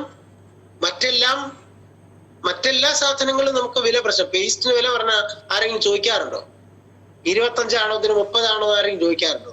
നേരെ കുറച്ച് 30 രൂപയായിട്ട് വെള്ളരി എന്നുള്ളത് ഇത് രാസപദാർത്ഥങ്ങൾ പ്രയോഗിക്കാണ്. ഒരു 35 രൂപ തരണം പറഞ്ഞാൽ നമ്മള് 5 രൂപ കൊടുക്കാൻ മലയാളികൾ കൈവിറയ്ക്കും. പക്ഷെ അവൻ ആ ലുബ്ധബോധത്തിലേക്ക് നയിച്ചത് കൃഷിയിലെ ഇക്കണോമിക്സ് മാത്രമാണ്. ശരിക്കും കൃഷിയിലുള്ള കൾച്ചറാണ്. അഗ്രികൾച്ചറിൽ നിന്ന് അഗ്രി ഇക്കണോമിക്സിലേക്ക് പോയി എന്നുള്ളതാണ്. അത് തന്നെയാണ് മക്കൾക്കും സംഭവിച്ചത്. അങ്ങനെ ആ ഭക്ഷണം കൊടുത്തിയ മക്കൾ അച്ഛനെ കാണാൻ വന്നോണമെന്നില്ല. ഇപ്പോ എനിക്ക് തോന്നുന്നത് ഡോക്ടർ പ്രവീൺ സാറൊക്കെ ശരിക്കും അച്ഛൻ തന്നെ ഭക്ഷണത്തിന്റെ ഗുണം കാണിക്കുന്നു എന്നുള്ളതാണ് എനിക്ക് പറയാൻ തോന്നുന്നത്. കാരണം ഞാൻ ഭക്ഷണമായിട്ട് അത്ര പ്രാധാന്യം കൊടുക്കുന്ന ഒരു മനുഷ്യൻ. എങ്ങനെയാണ് നിങ്ങൾക്ക് ഭക്ഷണം എന്ന്, ആ ഭക്ഷണം കഴിച്ചതിന്റെ ഗുണമായിരിക്കും ഒരു പക്ഷേ അച്ഛന്റെ സ്മരണ എങ്ങനെ നിലനിർത്തണം എന്ന് ഒരു മകനിൽ ഇത്തരം ഒരു ചിന്ത കരുപിടിക്കാൻ കാരണം. അങ്ങനെ ചിന്തിച്ചാലും തെറ്റാവില്ല. അപ്പോ മാർക്കറ്റിലെ ഏറ്റവും സങ്കീർണമായ വിഷഭക്ഷണവും ഏറ്റവും ചീപ്പ് സാധനങ്ങളും വാങ്ങിക്കൊടുന്ന് കുട്ടികൾക്ക് വെച്ചുകൂട്ടി കൊടുത്ത് അവരുടെ രുചിമുകളങ്ങളെ ആസ്വദിപ്പിക്കുമ്പോൾ ഇത്തരം ഭക്ഷണ സംസ്കൃതി മാത്രമല്ല അഗ്രികൾച്ചർ എന്നുള്ളതിന്റെ കൾച്ചർ പോവുകയും അഗ്രി ഇക്കണോമിസ്റ്റുകളായിട്ട് നമ്മൾ മാറുകയും. വേറെ എന്താ വെച്ചാൽ ഭോഗലോകം വാങ്ങുന്ന ഒരു മൊബൈലിന്റെ കാര്യത്തിൽ നിങ്ങൾ വില ചോദിക്കാറില്ല. ആരാ വില ചോദിക്കുന്നു? പറഞ്ഞ എടുത്തുന്നവർ. നേരെ കുറച്ച് ഒരു കിലോ വെണ്ടയ്ക്ക് കൊടുക്കുമ്പോ മാർക്കറ്റിൽ 30 രൂപയുണ്ടല്ലോ, മാഷെ 40 രൂപ എന്താ എന്ന് ചോദിക്കും. അവിടെയാണ് ഇതിന്റെ ഒരു വർക്ക് അങ്ങനെയാണ്. പക്ഷെ ഇതിലുള്ള എന്താണ്, ഇതിലുള്ള ഭക്ഷണം എന്താണ്, പോഷണം എന്താണ്, അത്തരം ഒരു ചിന്തയ്ക്ക് ഊഴം തന്നെ ഇല്ലേ മലയാളം? എന്താണ് ഇപ്പൊ നമ്മളൊരു സാധനം കൊടുത്താൽ തന്നെ പക്ഷേ ഇത് ഓർഗാനിക് ആണെന്നൊക്കെ നമുക്കറിയാം. പക്ഷെ സാധാരണ പീടിയിൽ വെച്ച് കഴിഞ്ഞാൽ ആളുകൾ തരുന്ന ഒരു വില തരാം. മനസ്സിലായി? അപ്പൊ ഇത്തരം ഭക്ഷണ ബോധങ്ങളെ മുഴുവൻ തന്റെ ഇക്കണോമിക്സ് കൊണ്ട് വിലനിർത്തി നമ്മളൊക്കെ ഒരു തരം ഇക്കണോമിസ്റ്റുകളാണ്. അതായത് നമ്മുടെ ഈ ലാമാർക്കിൻ തിയറി പറഞ്ഞ മാതിരി തന്നെ ശ്രദ്ധിക്കാത്ത ഉപയോഗിക്കാത്ത ഭാഗം തേഞ്ഞു പോകുമെന്ന് പറഞ്ഞ പോലെ തന്നെ നമ്മുടെ ഇത്തരം ചിന്തകൾ പ്രകൃതിയുമായിട്ട് ഇത്തരം ഇക്കോ ചിന്തകൾ പ്രയോഗിക്കാത്ത സാധനമാതിരി ഇല്ലാതെ അത് നഷ്ടപ്പെട്ടു പോയി. പിന്നെ നമ്മളിൽ സന്നിവേശിക്കപ്പെട്ടുന്ന ഇത്തരം ഇക്കണോമിക് ബോധങ്ങളാണ്. എങ്ങനെ മകനെ പഠിപ്പിച്ച് ഒരു ഡോക്ടറാക്കി ഏറ്റവും കൂടുതൽ വരുമാനം ഉണ്ടാക്കാം എന്നുള്ള സാമ്പത്തിക മാർഗങ്ങളൊക്കെ വരുന്നതാണ്. അപ്പൊ ഞാൻ പറയുന്നത് ഇത് ഏറ്റവും ലുബ്ധമായിട്ട് നമുക്ക് കാണുന്ന ഭക്ഷണബോധങ്ങളിൽ. ഞാൻ പറയുന്നത് നമുക്ക് മലയാളിയുടെ ഭക്ഷണത്തിന്റെ 3 പ്രശ്നങ്ങൾ. ഒന്ന്, ഞാൻ പോഷണ ദാരിദ്ര്യമാണ്. അതാണ് ഇപ്പൊ ഞാൻ പറയാൻ ശ്രമിച്ചുകൊണ്ടിരിക്കുന്നത്. രണ്ടാമത്തെ കാര്യം വിഷസങ്കലനമാണ്. അതിനെപ്പറ്റി ഞാൻ പറയേണ്ട ആവശ്യമില്ല, നമുക്ക് എല്ലാവർക്കും അറിയാം. വിത്ത് മുതൽ, നേരത്തെ പറഞ്ഞാണ്, വിളപരിചരണം മുതൽ കഴിഞ്ഞില്ല, സ്റ്റോറേജ് അവിടെയും കഴിഞ്ഞില്ല. അവിടെ ഇപ്പൊ നിങ്ങൾക്ക് കിട്ടുന്ന അരി എന്ന് ആലോചിച്ചു, വൈറ്റ് റൈസ്, തവിട് മുഴുവൻ കളഞ്ഞ് അത് കാലിത്തീറ്റക്കാരെ കമ്പനിക്കാർ കൊണ്ടുപോയി. എന്നിട്ട് മില്ലിങ്, ഷെല്ലിങ്, പോളിഷിങ്, എന്നിട്ട് സിൽക്കി പോളിഷും ഫെവിക്കോളും ഒക്കെ കൂടി അതിനെ പോളിഷ് ചെയ്ത് വീണ്ടും നിങ്ങൾക്ക് തരാം. അപ്പൊ ഇത്തരം ശരിക്കും തവിടുമായി ബന്ധപ്പെട്ട സ്ഥലത്താണ് സെലനിയം, മഗ്നീഷ്യം, ഫൈബറും ഫാറ്റി ആസിഡും ആന്റി ഓക്സിഡൻസും ഒക്കെ ഉള്ളത് നമുക്ക് ആർക്കും അറിയാത്തതാണ്. പക്ഷെ എന്നിട്ട് പോലും നമ്മുടെ ചുറ്റുപാടിൽ നെല്ലുണ്ടാക്കുന്ന മുഴുവൻ ആളുകളും സപ്ലൈകോയ്ക്ക് വിറ്റ് ഒരു ചാക്ക അരി കുമരല്ലൂരിൽ നിന്ന് എടുത്ത് പോരുന്നവരാ. അതാ ഞാൻ പറഞ്ഞ ഇക്കണോമിക്സ്. അപ്പൊ അവര് വേറൊന്നും വർക്ക് ചെയ്യുന്നില്ല. ഈ അരിയുടെ തവിടും ഈ ധാന്യങ്ങളുടെ പ്രത്യേകതകളും നമ്മുടെ പ്രാദേശികമായി വളർന്ന അവിടുത്തെ സൂര്യപ്രകാശം ഏറ്റു വളർന്ന ഈ ധാന്യങ്ങളുടെ പ്രത്യേകത അതൊന്നും മലയാളത്തിന്റെ ഈ എൻസൈക്ലോപീഡിയയിൽ ഇനിയില്ല. അതാണ് പ്രശ്നം. അപ്പോ വിഷസങ്കലനം എന്ന് പറഞ്ഞാൽ പറയാതെ അത്രയും ഗംഭീരമാണ്. പിന്നെ നമ്മുടെ അവിടുന്ന് ഇവിടെ പോയി ഭക്ഷണബോധങ്ങളിലേക്ക് ഇപ്പൊ റെഡിമെയ്ഡ് ഫുഡ്. ഞാനിപ്പോ കുട്ടിക്കാലത്ത്, എനിക്ക് 65 വയസ്സായി, കുട്ടിക്കാലത്തുള്ള ബേക്കറി സങ്കല്പങ്ങളിലേക്ക് ഒന്ന് പോവാണ്. അന്നൊരു ബേക്കറിയിൽ പോയ എന്താണ് പൊന്നു മനുഷ്യരെ കാണുക? കുറച്ച് റസ്ക് ഉണ്ടാവും, ബിസ്ക്കറ്റ് ഉണ്ടാവും, അല്ലെങ്കിൽ ബാർലി ബിസ്ക്കറ്റോ, അല്ലെങ്കിൽ അങ്ങനെ ഒരു 10-15 ഭരണി. ഇന്ന് ഒരു ബേക്കറിയിൽ കയറിയാൽ എന്താണ് അവിടുത്തെ വർണ്ണാഭമായ ഒരു വസന്തം, 10 വസന്തങ്ങൾ ഒന്നിച്ച് ഉണ്ടാവുന്ന അത്രയും നിറഭേദങ്ങളാണ് അവിടെ, അത്രയും മണങ്ങളാണ്, അത്രയും രുചിഭേദങ്ങളാണ്. അപ്പോ ഈ കാലത്ത് വിഷസങ്കലനം എന്ന് പറഞ്ഞാൽ ഭക്ഷണം സമം വിഷസങ്കലനം എന്നുള്ളതാണ്. സങ്കലിച്ചേ മതിയാകും. നമുക്ക് വളരെ സിമ്പിൾ ആയിട്ട് അറിയാവുന്ന കാര്യമാണ്. നമ്മുടെ വീട്ടിൽ കാരോലപ്പം ഉണ്ടാക്കിയാൽ എത്ര രസമായിരിക്കും. ഞാൻ ഇപ്പൊ ഇടപ്പാളുകാരനാണ്. ഇവിടെ പല കടയിൽ നിന്നും കാരോലപ്പം വാങ്ങിയ 2 ആഴ്ചത്തെ ഗ്യാരണ്ടിയാണോ ഇതിൽ? എവിടെയാണ് ഈ ഗ്യാരണ്ടി കിട്ടുന്നത് എന്ന് എനിക്ക് ഇത്ര ആലോചിച്ചിട്ടും പിടിയില്ല.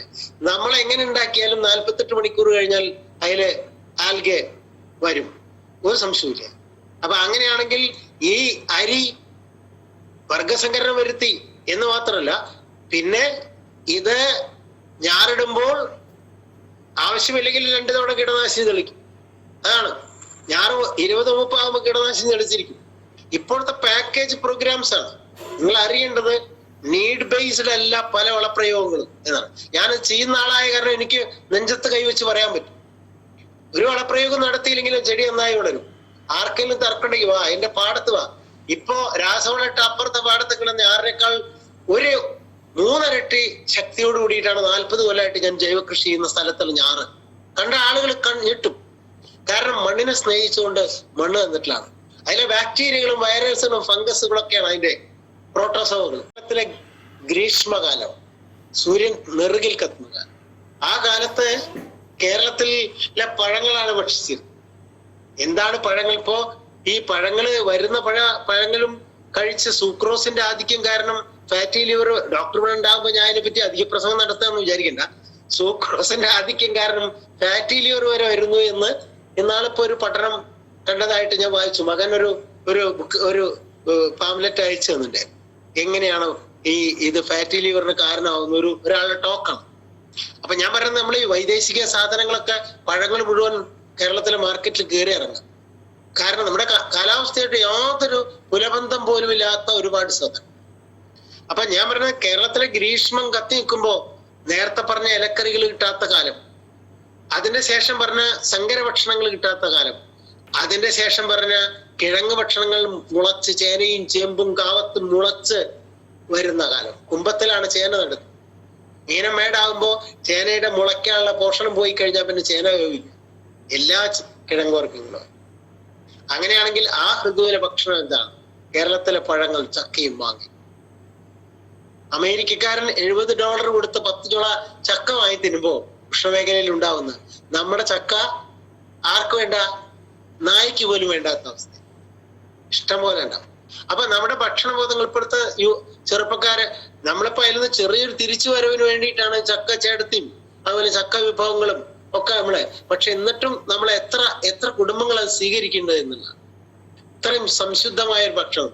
നിങ്ങളുടെ നാട്ടിൽ വൃശ്ചികക്കാറ്റേറ്റ് പൂക്കുന്ന ചവളയിടുന്ന പ്ലാവ് ഒന്നിന്റെ മുകളിൽ നിന്ന് നിറച്ചും ചക്ക വെക്കുമ്പോൾ പോലും അത് മുഴുവൻ അകാലത്ത് വീണ് ഉടഞ്ഞ് പോകുന്നവരെ അവിടെ നിൽക്കേണ്ട ഗതികേടാണ്.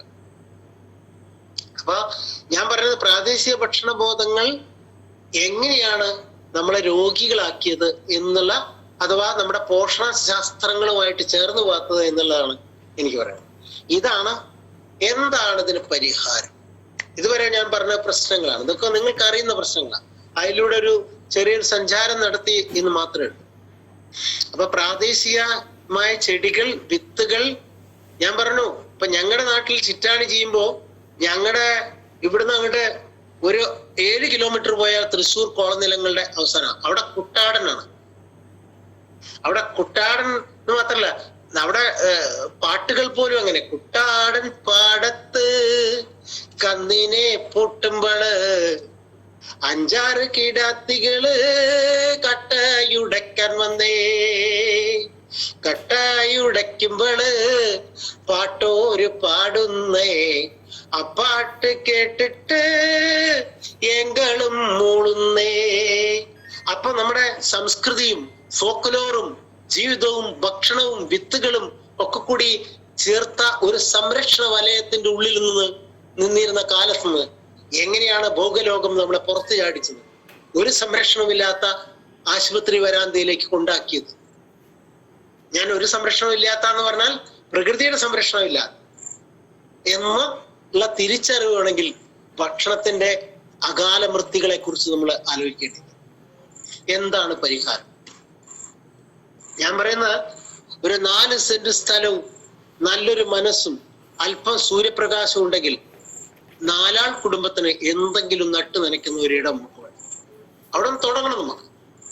ഇപ്പോഴും ഈ കേൾക്കുന്ന മുഴുവൻ ആളുകൂടെ അസന്നിഗ്ധമായിട്ട് പറയുന്നു, 40 സെന്റ് സ്ഥലത്ത് നിങ്ങൾ നാട്ടുവിത്തുകൾ ഉപയോഗിച്ച് നെൽകൃഷി ചെയ്യാൻ തയ്യാറാണെങ്കിൽ, എന്റെ ഇക്കണോമിക്സ് വിട്, ഒരാൾക്ക് 70 കിലോ അരി വേണം. ആർക്കെങ്കിലും തറക്കണ്ടെങ്കിൽ ഓപ്പൺ ഫോറത്തിൽ പറഞ്ഞു, ഇത്തരം നാട്ടുവിത്തുകൾ 4 ആൾ കുടുംബത്തിന് വേണ്ട അരി 4-7-28 280 കിലോ അരി ഉൽപ്പാദിപ്പിക്കാൻ പരമാവധി 400 കിലോ നെല്ല് മതി. അതുണ്ടാക്കാൻ നമുക്ക് കഴിയുകയാണെങ്കിൽ അവിടെ ശുദ്ധമായ ഒരു ഭക്ഷണബോധമുണ്ട്. അത് ഉണ്ടാക്കുന്നില്ലെങ്കിലും അത് ഉണ്ടാക്കുന്ന ഒരാളെ സപ്പോർട്ട് ചെയ്യാനെങ്കിലുള്ള ശ്രമം നമ്മുടെ ഭാഗത്തുണ്ടായാൽ നമുക്ക് ഇതിനെപ്പറ്റി സംസാരിക്കാനുള്ള അർഹതയുണ്ട് എന്ന് വേണമെങ്കിൽ പറയാം. അവിടെ വരെ എത്തി നിൽക്കുന്ന കാര്യങ്ങൾ. അപ്പൊ നമുക്ക് എന്തൊക്കെ ചെയ്യാൻ പറ്റും? ഇതാണ് പ്രശ്നപരിഹാരം. അപ്പൊ ഈ രണ്ടാമത്തെ ഒരു പ്രശ്നപരിഹാരം പറയുന്നത് ഒരു 5 മിനിറ്റിലാണ് പറയാ. അത് നിങ്ങളുടെ ഈ ഓപ്പൺ ഫോറത്തിന് ശേഷം പറയാമെന്ന് പറഞ്ഞുകൊണ്ട്, നിങ്ങൾ ആവശ്യപ്പെടുന്നു എങ്കിൽ മാത്രം പ്രശ്നപരിഹാരം പറയാം എന്ന് മാത്രം പറഞ്ഞുകൊണ്ട് ഈ ഗുരുസ്മരണയിൽ ഈ വെബിനാറിൽ പങ്കെടുക്കാൻ എൻ്റെ എളിയ അറിവുകളും എൻ്റെ തിരിച്ചറിവുകളും എത്ര നിങ്ങൾക്ക് ദഹിച്ചു എന്ന് അറിയില്ല, പക്ഷെ അത് പങ്കുവെക്കാനുള്ള അവസരവും എന്നെ ശ്രമിച്ച മുഴുവൻ മനുഷ്യരോടുള്ള സ്നേഹവും കടപ്പാടും രേഖപ്പെടുത്തിക്കൊണ്ട് നിങ്ങളുടെ ഓപ്പൺ ഫോറത്തിന് ശേഷം പരിഹാരങ്ങൾ 5 മിനിറ്റിനുള്ളിൽ പറയാം എന്നും അറിയിച്ചുകൊണ്ട് നിർത്തുന്നു. നന്ദി. ചെടി ഒരു പ്രദേശത്തെ മണ്ണുമായി അക്കസ്റ്റം ചെയ്യുന്ന ഒരവസ്ഥയുണ്ട്. അതൊരവസ്ഥയാണ്. ഇപ്പോ നമ്മളിപ്പോ പഴയ കാലത്ത് ഇപ്പോ 40 ഇനം കാവത്തുകൾ മാനുവൽ ചേട്ടൻ ഇപ്പൊ ചെയ്യുന്ന തൃശ്ശൂരില് ഒരു ആള് ചെയ്യുന്നുണ്ട്. 60 ഇനം ചെയ്യുന്ന വേറെ ആളിപ്പോ കഴിഞ്ഞ ദിവസം വിളിച്ചു. ഈ 60 ഇനം കാവത്തുകൾ ഒരു പക്ഷെ വളരെ കാലത്തെ ഒരു എന്താ പറയാ വിള പരിചരണത്തിലൂടെ ഡെവലപ്പ് ചെയ്തായിരിക്കും. ഒരു നാച്ചുറൽ പ്രോസസ്സാണ്. അത്തരം ഒരു നാച്ചുറൽ പ്രോസസ്സിലൂടെ ഒരു വിഭവം അവിടുത്തെ വിളയായി മാറാൻ എടുക്കുന്ന ഒരു ടേനുവർ. അപ്പൊ അങ്ങനെ പറയുമ്പോ ഞാൻ പറയാം, നല്ല ചോദ്യമാണത്. ആ ടേനുവർ വരുന്ന വരെയുള്ള സമയം ഇത് അവിടുത്തെ വിദേശ വിള തന്നെയാണ്. ഇപ്പൊ ഞാൻ പറയുന്നത്, ഇപ്പോ നിങ്ങള് ഞാനിപ്പോ ഇവിടെ പ്രാദേശികമായിട്ടുള്ള മധുരക്കിഴങ്ങ് ചെയ്യാറ്. അത് മാറ്റിയിട്ട് വേറെ ഇപ്പോ ഇംഗ്ലണ്ടിൽ നിന്നോ വേറെ സ്ഥലത്ത് ഉണ്ടാവുന്ന മധുരക്കിഴങ്ങ് ചെയ്താൽ അത് ഇവിടുത്തെ മണ്ണും വെള്ളം മറ്റ് പ്രകൃതി ആവാസ വ്യവസ്ഥകളുമായി അക്കസ്റ്റം ചെയ്യാൻ എടുക്കുന്ന ഒരു സമയമുണ്ട്. ചിലതിന് വളരെ നീണ്ട ക്രോപ്പിംഗ് പീരീഡ് ഉണ്ട്. അങ്ങനെ വരുമ്പോൾ മാത്രമേയാണ് അവിടുത്തെ പോഷണങ്ങളെ മണ്ണിൽ നിന്ന് എടുത്ത് പ്രൊജക്ട് ചെയ്യാൻ ഈ സാധനത്തിന് കഴിയും. അതാ ഞാൻ പറഞ്ഞത് മിനറൽ ലോഡിങ് എന്ന് പറഞ്ഞ സാധനം കുറച്ചുകൂടി ഡീപ്പായിട്ട് ചിന്തിക്കേണ്ട ഒരു വിഷയമാണ്. ഇപ്പൊ നിങ്ങൾ ബട്ടർ ഫ്രൂട്ട് കേൾക്കുന്നതിന് മുമ്പ് അവിടെ നിന്ന് ഇവിടെ കൊടുന്നാൽ അത് ഉദ്ദേശിക്കുന്ന മാതിരി ഇവിടെ കൊണ്ടുപോയ പോഷണം ഉണ്ടായിക്കോളല്ലേ. ഒരു അതിന്റെ 5 or 10 ജനറേഷൻ കഴിയേണ്ടി വരും അതിന് ഈ മണ്ണുമായിട്ട് ഇവിടുത്തെ പോഷണ വ്യവസ്ഥകളുമായിട്ട്. നിങ്ങളെ കൊണ്ടുപോയിട്ട് ഇപ്പോ 60 ഡിഗ്രി സെൽഷ്യസ് കത്തുന്ന മരുഭൂമിയിൽ കൊണ്ടിട്ടാൽ നിങ്ങൾ സർവൈവ് ചെയ്യും. പക്ഷെ ഇറ്റ് വിൽ ടേക്ക് ടൈം. അതുവരെ വരുന്ന സങ്കീർണതകൾ മുഴുവൻ നിങ്ങളുടെ ശരീരം അനുഭവിച്ചു പറ്റും. അതാണ്, നമ്മളതിനെ നിഷേധിക്കല്ല.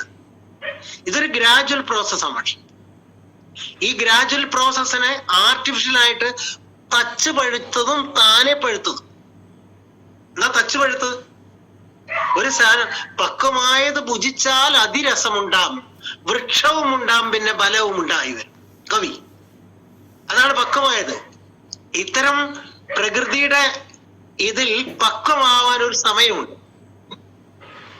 ആ സമയം ഇല്ലാതെ ആകുമ്പോഴാണ് അപക്വമാവുന്നത്. ഒരുപക്ഷെ ഇന്നുള്ള ഒരു വിള ഒരു 50 or 100 കൊല്ലം കഴിയുമ്പോൾ ഇവിടുത്തെ മണ്ണുമായി ചേർന്ന് അതിന്റെ പ്രോസസ്സിങ് കറക്റ്റോ. പക്ഷെ എന്താ വെച്ചാൽ നിങ്ങൾ അപ്പോഴത്തേന് അതിന് വർഗസങ്കരണം എടുത്ത് വേറെ മാറ്റം വരുത്താൽ അതിന്റെ ജനിതക സ്വഭാവത്തിൽ തന്നെ മാറ്റം വരുന്നുണ്ട്. ഇപ്പൊ ഒരു ഉദാഹരണം ഞാൻ പറഞ്ഞത്, ഇപ്പൊ ഒരു ശാസ്ത്രജ്ഞന്റെ കോട്ടിംഗ് ആണ്, ഞാൻ കൂടി പറഞ്ഞാൽ താങ്കൾക്കത്. ഇപ്പോ ഏറ്റവും കൂടുതൽ കാൽസ്യമുള്ള പയറുവർഗ്ഗങ്ങൾ, അതിലെ ബീൻസ്, കൊത്തമര, പയർ, അങ്ങനെ പോകുന്നു ആ സമയം. പക്ഷെ ഇപ്പൊ അടുത്തൊരു ശാസ്ത്രജ്ഞൻ പറഞ്ഞു ബീൻസിൽ കാൽസ്യത്തിന്റെ അംശം കുറവാണ്. ഇതിൽ ഈ പയറിന്റെ ശ്രേണിയിൽ ഏറ്റവും കൂടുതൽ കാൽസ്യമുള്ള ബീൻസിലാണെന്ന് അദ്ദേഹം രേഖപ്പെടുത്തി. പക്ഷെ ബീൻസിൽ കാൽസ്യം കുറവാണ്. അപ്പൊ അതെന്തുകൊണ്ട് എന്ന് ചോദിച്ചപ്പോ അതിനോട് ഒന്ന്, കാൽസ്യത്തിന്റെ അളവിനെ ലോഡ് ചെയ്യാൻ പറ്റുന്ന വിത്തിന്റെ ഗുണം നഷ്ടപ്പെട്ടു. രണ്ട് അദ്ദേഹം പറയുന്നത് മണ്ണിൽ കാൽസ്യം ഇല്ല, അതുകൊണ്ട് ഫോസ്ഫേറ്റ് വളങ്ങളും മറ്റേ നൈട്രേറ്റ് വളങ്ങളും ഒരാളെ താങ്ങി നിർത്താണ്. അയാളെ സ്വന്തം ജീവനല്ല, പകരം അയാളെ 4 ഭാഗത്തുനിന്ന് സപ്പോർട്ട് കൊടുത്ത് താങ്കളെ താങ്ങി നിർത്തുക. അത്തരം വൃക്ഷത്തിൽ നിന്നുണ്ടാകുന്ന ഫലത്തിൽ പോഷണം പ്രതീക്ഷിക്കാൻ പറ്റില്ല എന്ന് അദ്ദേഹം പറയുന്നത്. അതും നമ്മൾ പരിഗണിക്കേണ്ടതില്ലേ? അപ്പൊ ഇതൊക്കെ വളരെ വളരെ നാച്ചുറൽ ആയിട്ട് സംഭവിക്കുമ്പോൾ ഇത് സ്വയം അക്കസ്റ്റം ചെയ്യപ്പെടും. മനസ്സിലായില്ലേ? ഇപ്പൊ അങ്ങനെയല്ല. വിപണികൾ ദിവസങ്ങൾ കൊണ്ടാണ് നമ്മുടെ പുതിയ സാധനം. ഇപ്പൊ നമ്മളിപ്പോ ഈ നിങ്ങൾ പറയുന്ന നമ്മുടെ ചിറ്റാണിയോ ചേറ്റാടിയോ തവളക്കണ്ണനോ കുറുവയൊക്കെ ഒരു ദിവസം കൊണ്ടുണ്ടായത് ആവില്ല. എത്രയോ കാലങ്ങൾ കൊണ്ടാണ് അത് നമ്മുടെ മണ്ണുമായി ചേർന്ന് നിന്നിട്ട്. അതിന്റെ വേറെ എന്തെങ്കിലും ആയിരിക്കും. അത് തന്നെയാണ് അവരുടെ റെസിസ്റ്റൻസിന്റെ അടിസ്ഥാനം. അപ്പൊ പുതിയൊരു സാധനം വന്നാൽ ഇപ്പോ അത്തരത്തിൽ നമ്മളതിനിപ്പോ അതിന്റെ ഇൻകം മാത്രം നോക്കിയിട്ടാണ് മലയാളം. ഊത് വെക്കാൻ പറയുമ്പോ ഊത് വെക്കുക, എന്തായാലും വർക്കൗട്ട് ചെയ്യണം. എക്കണോമിക്സ്, ഊതിന് വില കിട്ടും. അതുപോലെയാണോ നമ്മൾ ഓരോ വിളകൾ അങ്ങനെ വെക്കും. അപ്പൊ അത് പെട്ടെന്ന് ഒരു സ്ഥലത്ത് നിന്ന് ഇറക്കുമതി ചെയ്ത് നമ്മൾ വരുമ്പോ ഇത് ഭക്ഷണ വിഭവങ്ങളാണെങ്കിൽ അതിന്റെ പോഷണത്തെ ബാധിക്കും. സാറ് ചോദിച്ച നല്ല ചോദ്യമാണ്. ഇതാണ് അതിന്റെ ഒരു സംഭവം. അപ്പൊ ഒരു വിളയ്ക്ക് അതിന്റെ പക്വമായ ലെവലിലെത്താൻ ആ കാലാവസ്ഥയും അവിടുത്തെ ടോപ്പോഗ്രഫിയും അവിടുത്തെ മണ്ണിന്റെ അവസ്ഥയൊക്കെ ആയിട്ട് ഇപ്പൊ ഇതിൽ തന്നെ ഒരുപാട് ഇതുണ്ട്. ഇപ്പൊ ഞങ്ങളുടെ ഈ വള്ളുവനാട്ടില് ഇവിടുത്തെ നേന്ത്രപ്പഴത്തിന് പ്രത്യേക ടേസ്റ്റ് ഉണ്ട്. ഈ മണ്ണിന്റെ കൾച്ചറാണ്. നേരെ കുറച്ച് ഇവിടെ നിങ്ങൾ 2 പഞ്ചായത്ത് നടന്നാൽ അടയ്ക്ക, അവിടെ ഉണ്ടാവുന്ന അടയ്ക്ക 2000 അടയ്ക്ക 2000 അടയ്ക്കുണ്ടായ ഉണങ്ങിയാൽ 1 തില അടയ്ക്കുന്നുണ്ട്.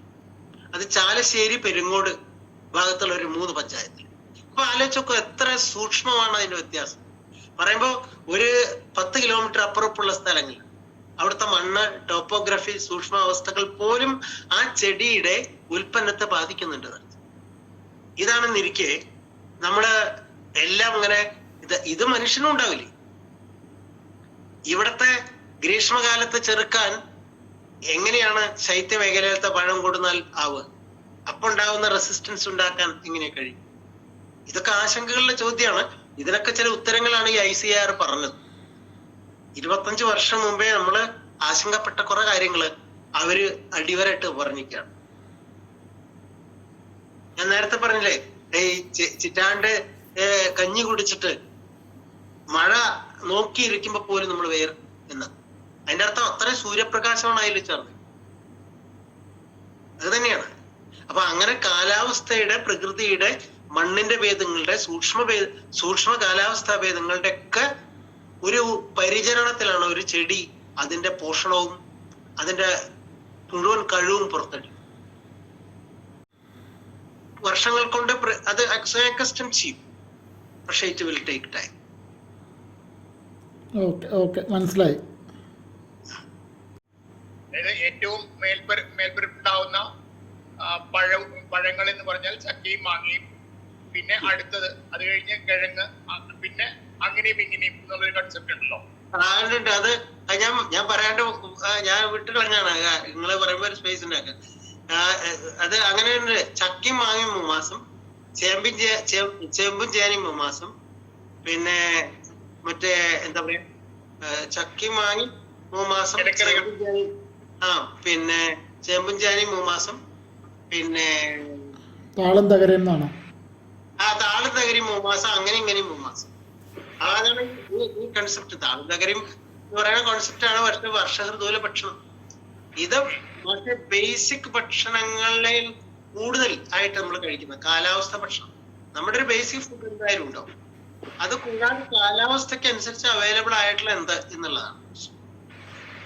പ്രകൃതിയിൽ നമുക്ക് നിലനിൽക്കാനുള്ള വ്യവസ്ഥയിൽ നമ്മുടെ ശരീരത്തെ പോഷണ സമ്പന്നമായി നിലനിർത്താൻ വേണ്ടി അതാത് കാലങ്ങളിൽ പ്രകൃതി തയ്യാറാക്കുന്ന. പക്ഷെ ഇതിൽ നിന്ന് വ്യത്യസ്തമായിട്ടാണ് ഇപ്പൊ മനുഷ്യൻ ഭക്ഷണം കഴിച്ചുകൊണ്ടിരിക്കുന്നത്. ഒരു പച്ചക്കറി എന്താണെന്ന് ചോദിച്ചാൽ പച്ചക്കറിയിൽ കടയിൽ നിന്ന് കിട്ടുന്ന എല്ലാം പച്ചക്കറിയാണെന്നുള്ള രീതിയിലേക്കാണ് കാര്യങ്ങൾ പോണത്. അല്ലെ നമ്മളെ ഇതിലിപ്പോ എന്താ വെച്ചാൽ നമുക്ക് ഞാൻ പറയാം, ഇതിലിപ്പോ കുറെ സങ്കീർണതകൾ ഉണ്ടെന്ന് എല്ലാവർക്കും അറിയാം. പക്ഷെ നമുക്ക് വളരെ പ്രാപ്യമായ സാധനം എന്താണെന്ന് നമ്മളൊന്ന് ഉരുത്തിരിക്കുകയാണ് വേണ്ടത്. അതാണ് ഞാൻ ഈ ഇതിൽ പറയാറുള്ളത്. അപ്പൊ ഞാൻ പറയപ്പോ എന്റെ വീട് ഒരു ദിവസം നിങ്ങൾ എല്ലാവരും കൂടി ക്ഷണിക്കുകയാണ്. ഒരു ദിവസം വരും, എല്ലാവരും കൂടി ഒരു യാത്ര പോലെ മുൻകൂട്ടി പറഞ്ഞിട്ട് തയ്യാറായിട്ടാണെങ്കിൽ നമുക്കിവിടെ ഇത്തരം കുടിയിരിപ്പുകൾ ഞങ്ങളിപ്പോ അങ്ങനെ ഉണ്ട്. ഈ ഫാം ഹൗസിൽ ഇപ്പോ യൂണിവേഴ്സിറ്റി എന്നൊരു 12 റിസോഴ്സ് പേഴ്സൺസും 2 പ്രൊഫസർമാരും കൂടി വന്നിരുന്നവര് ഈ പ്രകൃതി കൃഷിയെ കുറിച്ച് പഠിക്കാനും ഒക്കെ വന്നത്. അവര് രാവിലെ ഒരു 9 മണിക്ക് വന്നു. ഞങ്ങളുടെ ജൈവഭക്ഷണങ്ങള് വേവിച്ചും വേവിക്കാത്തൊക്കെ പരിചയപ്പെടുത്തി. പിന്നെ 4 മണി 5 മണി വരെ അവരുണ്ടായിരുന്നു. അത് കഴിഞ്ഞു പോയ ആളുകൾ നമ്മൾ നിരന്തരം വിളിച്ചുകൊണ്ടിരിക്കുകയാണ്. അപ്പൊ ഞാൻ പറയണെങ്കിൽ ഇപ്പോ അടുത്ത ഒരു ടീം വരുന്നുണ്ട്, ഒരു 1 ഡേ പ്രോഗ്രാം ആയിട്ട്, പെൻഷൻകാരുടെ 1 ഡേ പ്രോഗ്രാം. അപ്പൊ ഇതെന്താ വെച്ചാൽ നമ്മൾ ഇത് ആർക്കെങ്കിലും ഒക്കെ ഒരു വെളിച്ചം ഉണ്ടാവട്ടെ എന്നുള്ള പ്രാർത്ഥന കൂടെ ശരിയാണ്. അതുതന്നെയാണ് നമ്മുടെ ഈ ഫാം ഹൗസിന്റെ ലക്ഷ്യം തന്നെയാണ്. ഇപ്പോ ഞാൻ പറഞ്ഞു വന്നത് എന്താ സാറ് പറഞ്ഞ ചോദ്യം എന്തായിരുന്നു?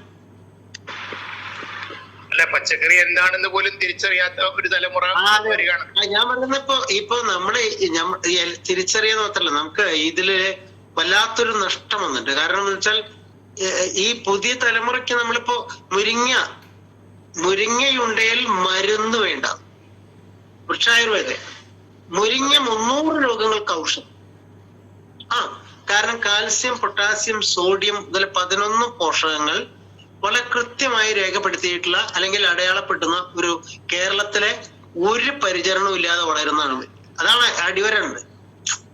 നിങ്ങൾ സങ്കീർണമാക്കാൻ ഞാൻ മാത്രം നിങ്ങൾ ഒരാണ്ടൻ രണ്ടാണ്ടൻ എന്നൊക്കെ പറഞ്ഞിട്ട് വേറെ ഒന്നും വാങ്ങിക്കൊണ്ടിരാനാണ്. നമ്മുടെ നാട്ടുമുരിങ്ങ വൃശ്ചികത്തിൽ കാച്ചു വീശിയാൽ പൂക്കും, കുറെ കൊഴിഞ്ഞു പോവും, കുറച്ച് കായ ഉണ്ടാവും. ഫെബ്രുവരി മാർച്ചിൽ കായ ഭക്ഷിക്കാം. അതല്ലാത്ത 9 മാസം അതിന്റെ ഇല ഭക്ഷിക്കാം. മനസ്സിലായി? പക്ഷെ നമ്മളെ അത് ഭക്ഷിക്കാനുള്ളതാണ്. നമ്മുടെ കാബേജ് മാത്രമാണ് ഇപ്പൊ ഒരു ആവറേജ് കോളേജിൽ പോകുന്ന കുട്ടിയുടെ ഇലക്കറി അല്ലെങ്കിൽ ഒരു ശീലി. അതിനപ്പുറത്തെ ഇലക്കറി ഒന്നും കണ്ടിട്ടില്ല വീട്ടിൽ ഉപയോഗിച്ചിട്ട്. അതാണ് പ്രശ്നം. ഞാൻ പറയുന്ന പ്രസവിച്ച വീട്ടിൽ മുരിങ്ങയുണ്ടെങ്കിൽ മുലപ്പാലിന് കമ്മി വരില്ല എന്നാ പറയും. അതാണ് അതിന്റെ. നിങ്ങൾ ആലോചിക്കേണ്ടത് അത്ര സിമ്പിളാണ്. അപ്പൊ ആ സാധനത്തിനെ 4 ഡോക്ടറെ നട്ടു വളർത്താൻ ഒന്നും ചെയ്യേണ്ട. ഒരു മുരിങ്ങയുടെ കൊമ്പൊടിച്ച് തെക്ക് പടിഞ്ഞാറും വെയിൽ കിട്ടുന്നിടത്ത് കുത്തുക, പൊടിക്കുന്നവരെ അത് പൊടിക്കാനുള്ള സാഹചര്യം ഉണ്ടാക്കി കൊടുത്താൽ ബാക്കി അയാളെ ഏറ്റു. ഇതാണ് കൃഷിയുടെ സങ്കീർണതകൾ ഒഴിവാക്കൽ.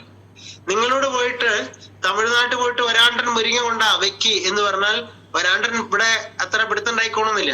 നേരെ മറിച്ച് നിങ്ങളുടെ പഞ്ചായത്തിൽ ഏറ്റവും കൂടുതൽ നന്നായി നിൽക്കുന്ന മുരിങ്ങ നിൽക്കുന്ന ഒരു വീടിന് 2 കൊമ്പ് കൊടുത്തിട്ട് നിങ്ങള് അവിടുത്തെ ഈർപ്പം മെയിൻറ്റെയിൻ ചെയ്തിട്ടും അത് പൊടിച്ചു കഴിഞ്ഞാൽ പിന്നെ ആ മുരിങ്ങ അവിടെ നിന്നോളും. ഇതാണ് കൃഷിയുടെ ലാളിത്യം. അപ്പൊ ഒരു പ്രാവശ്യം കുത്തി പിടിച്ചില്ലെങ്കിൽ ഒരു പ്രാവശ്യം കൂടി കുത്തുക, അത്രയേ ഉള്ളൂ. അപ്പൊ അത് ചെയ്യാൻ നിങ്ങൾ തയ്യാറുണ്ടോ? അതോ നിങ്ങൾ ഇത്തരം ഇല്ലാതെ ദുർമേസ് കയറി രാവിലെ റോട്ട് കൂടെ? ഞാൻ ഈ നീലിയാടിൽ ഈ റോഡ് 3 കിലോമീറ്റർ ഭാരതപ്പുഴ വരെ ഏകദേശം ഒരേ തിരശ്ചീനമായ റോഡ് എന്ന് പറഞ്ഞാൽ ഒട്ടും കയറ്റില്ല. അതുകൊണ്ട് ഈ 5 പഞ്ചായത്തിൽ നടത്തക്കാർ മുഴുവൻ ഈ റോഡിലേക്കാണ്. രാവിലെ 4 മണിക്ക് തുടങ്ങും. ബഹളമില്ലാത്തവര് ബഹളം വെച്ച് വർത്താനം പറഞ്ഞ് നടക്കണവരൊക്കെ ഈ റോഡിൽ കൂടെ അങ്ങനെ പോകും. കാരണം വെച്ചാൽ ഇവിടുന്ന് 3 കിലോമീറ്റർ എത്തുന്നവരെ കയറ്റിറക്കങ്ങളൊന്നുമില്ല, ശരിക്കും സമതുലിതമായ പാത. അപ്പൊ എല്ലാവരും മോട്ടോർ സൈക്കിൾ അവിടെ കൊണ്ടുവച്ച് നടക്കുക, ഓടുക, ഗുസ്തി കാണിക്കാറുണ്ട്. ഞാൻ അവരോട് പറഞ്ഞ നിങ്ങളൊരു കാര്യം ചെയ്യും, ഒരു 14 ദിവസം എന്റെ കൂടെ പാടത്തേക്ക് വരാൻ തയ്യാറാണെങ്കിൽ നിങ്ങൾക്ക് 1 വർഷം വേണ്ട 70 കിലോ അരി തരാം.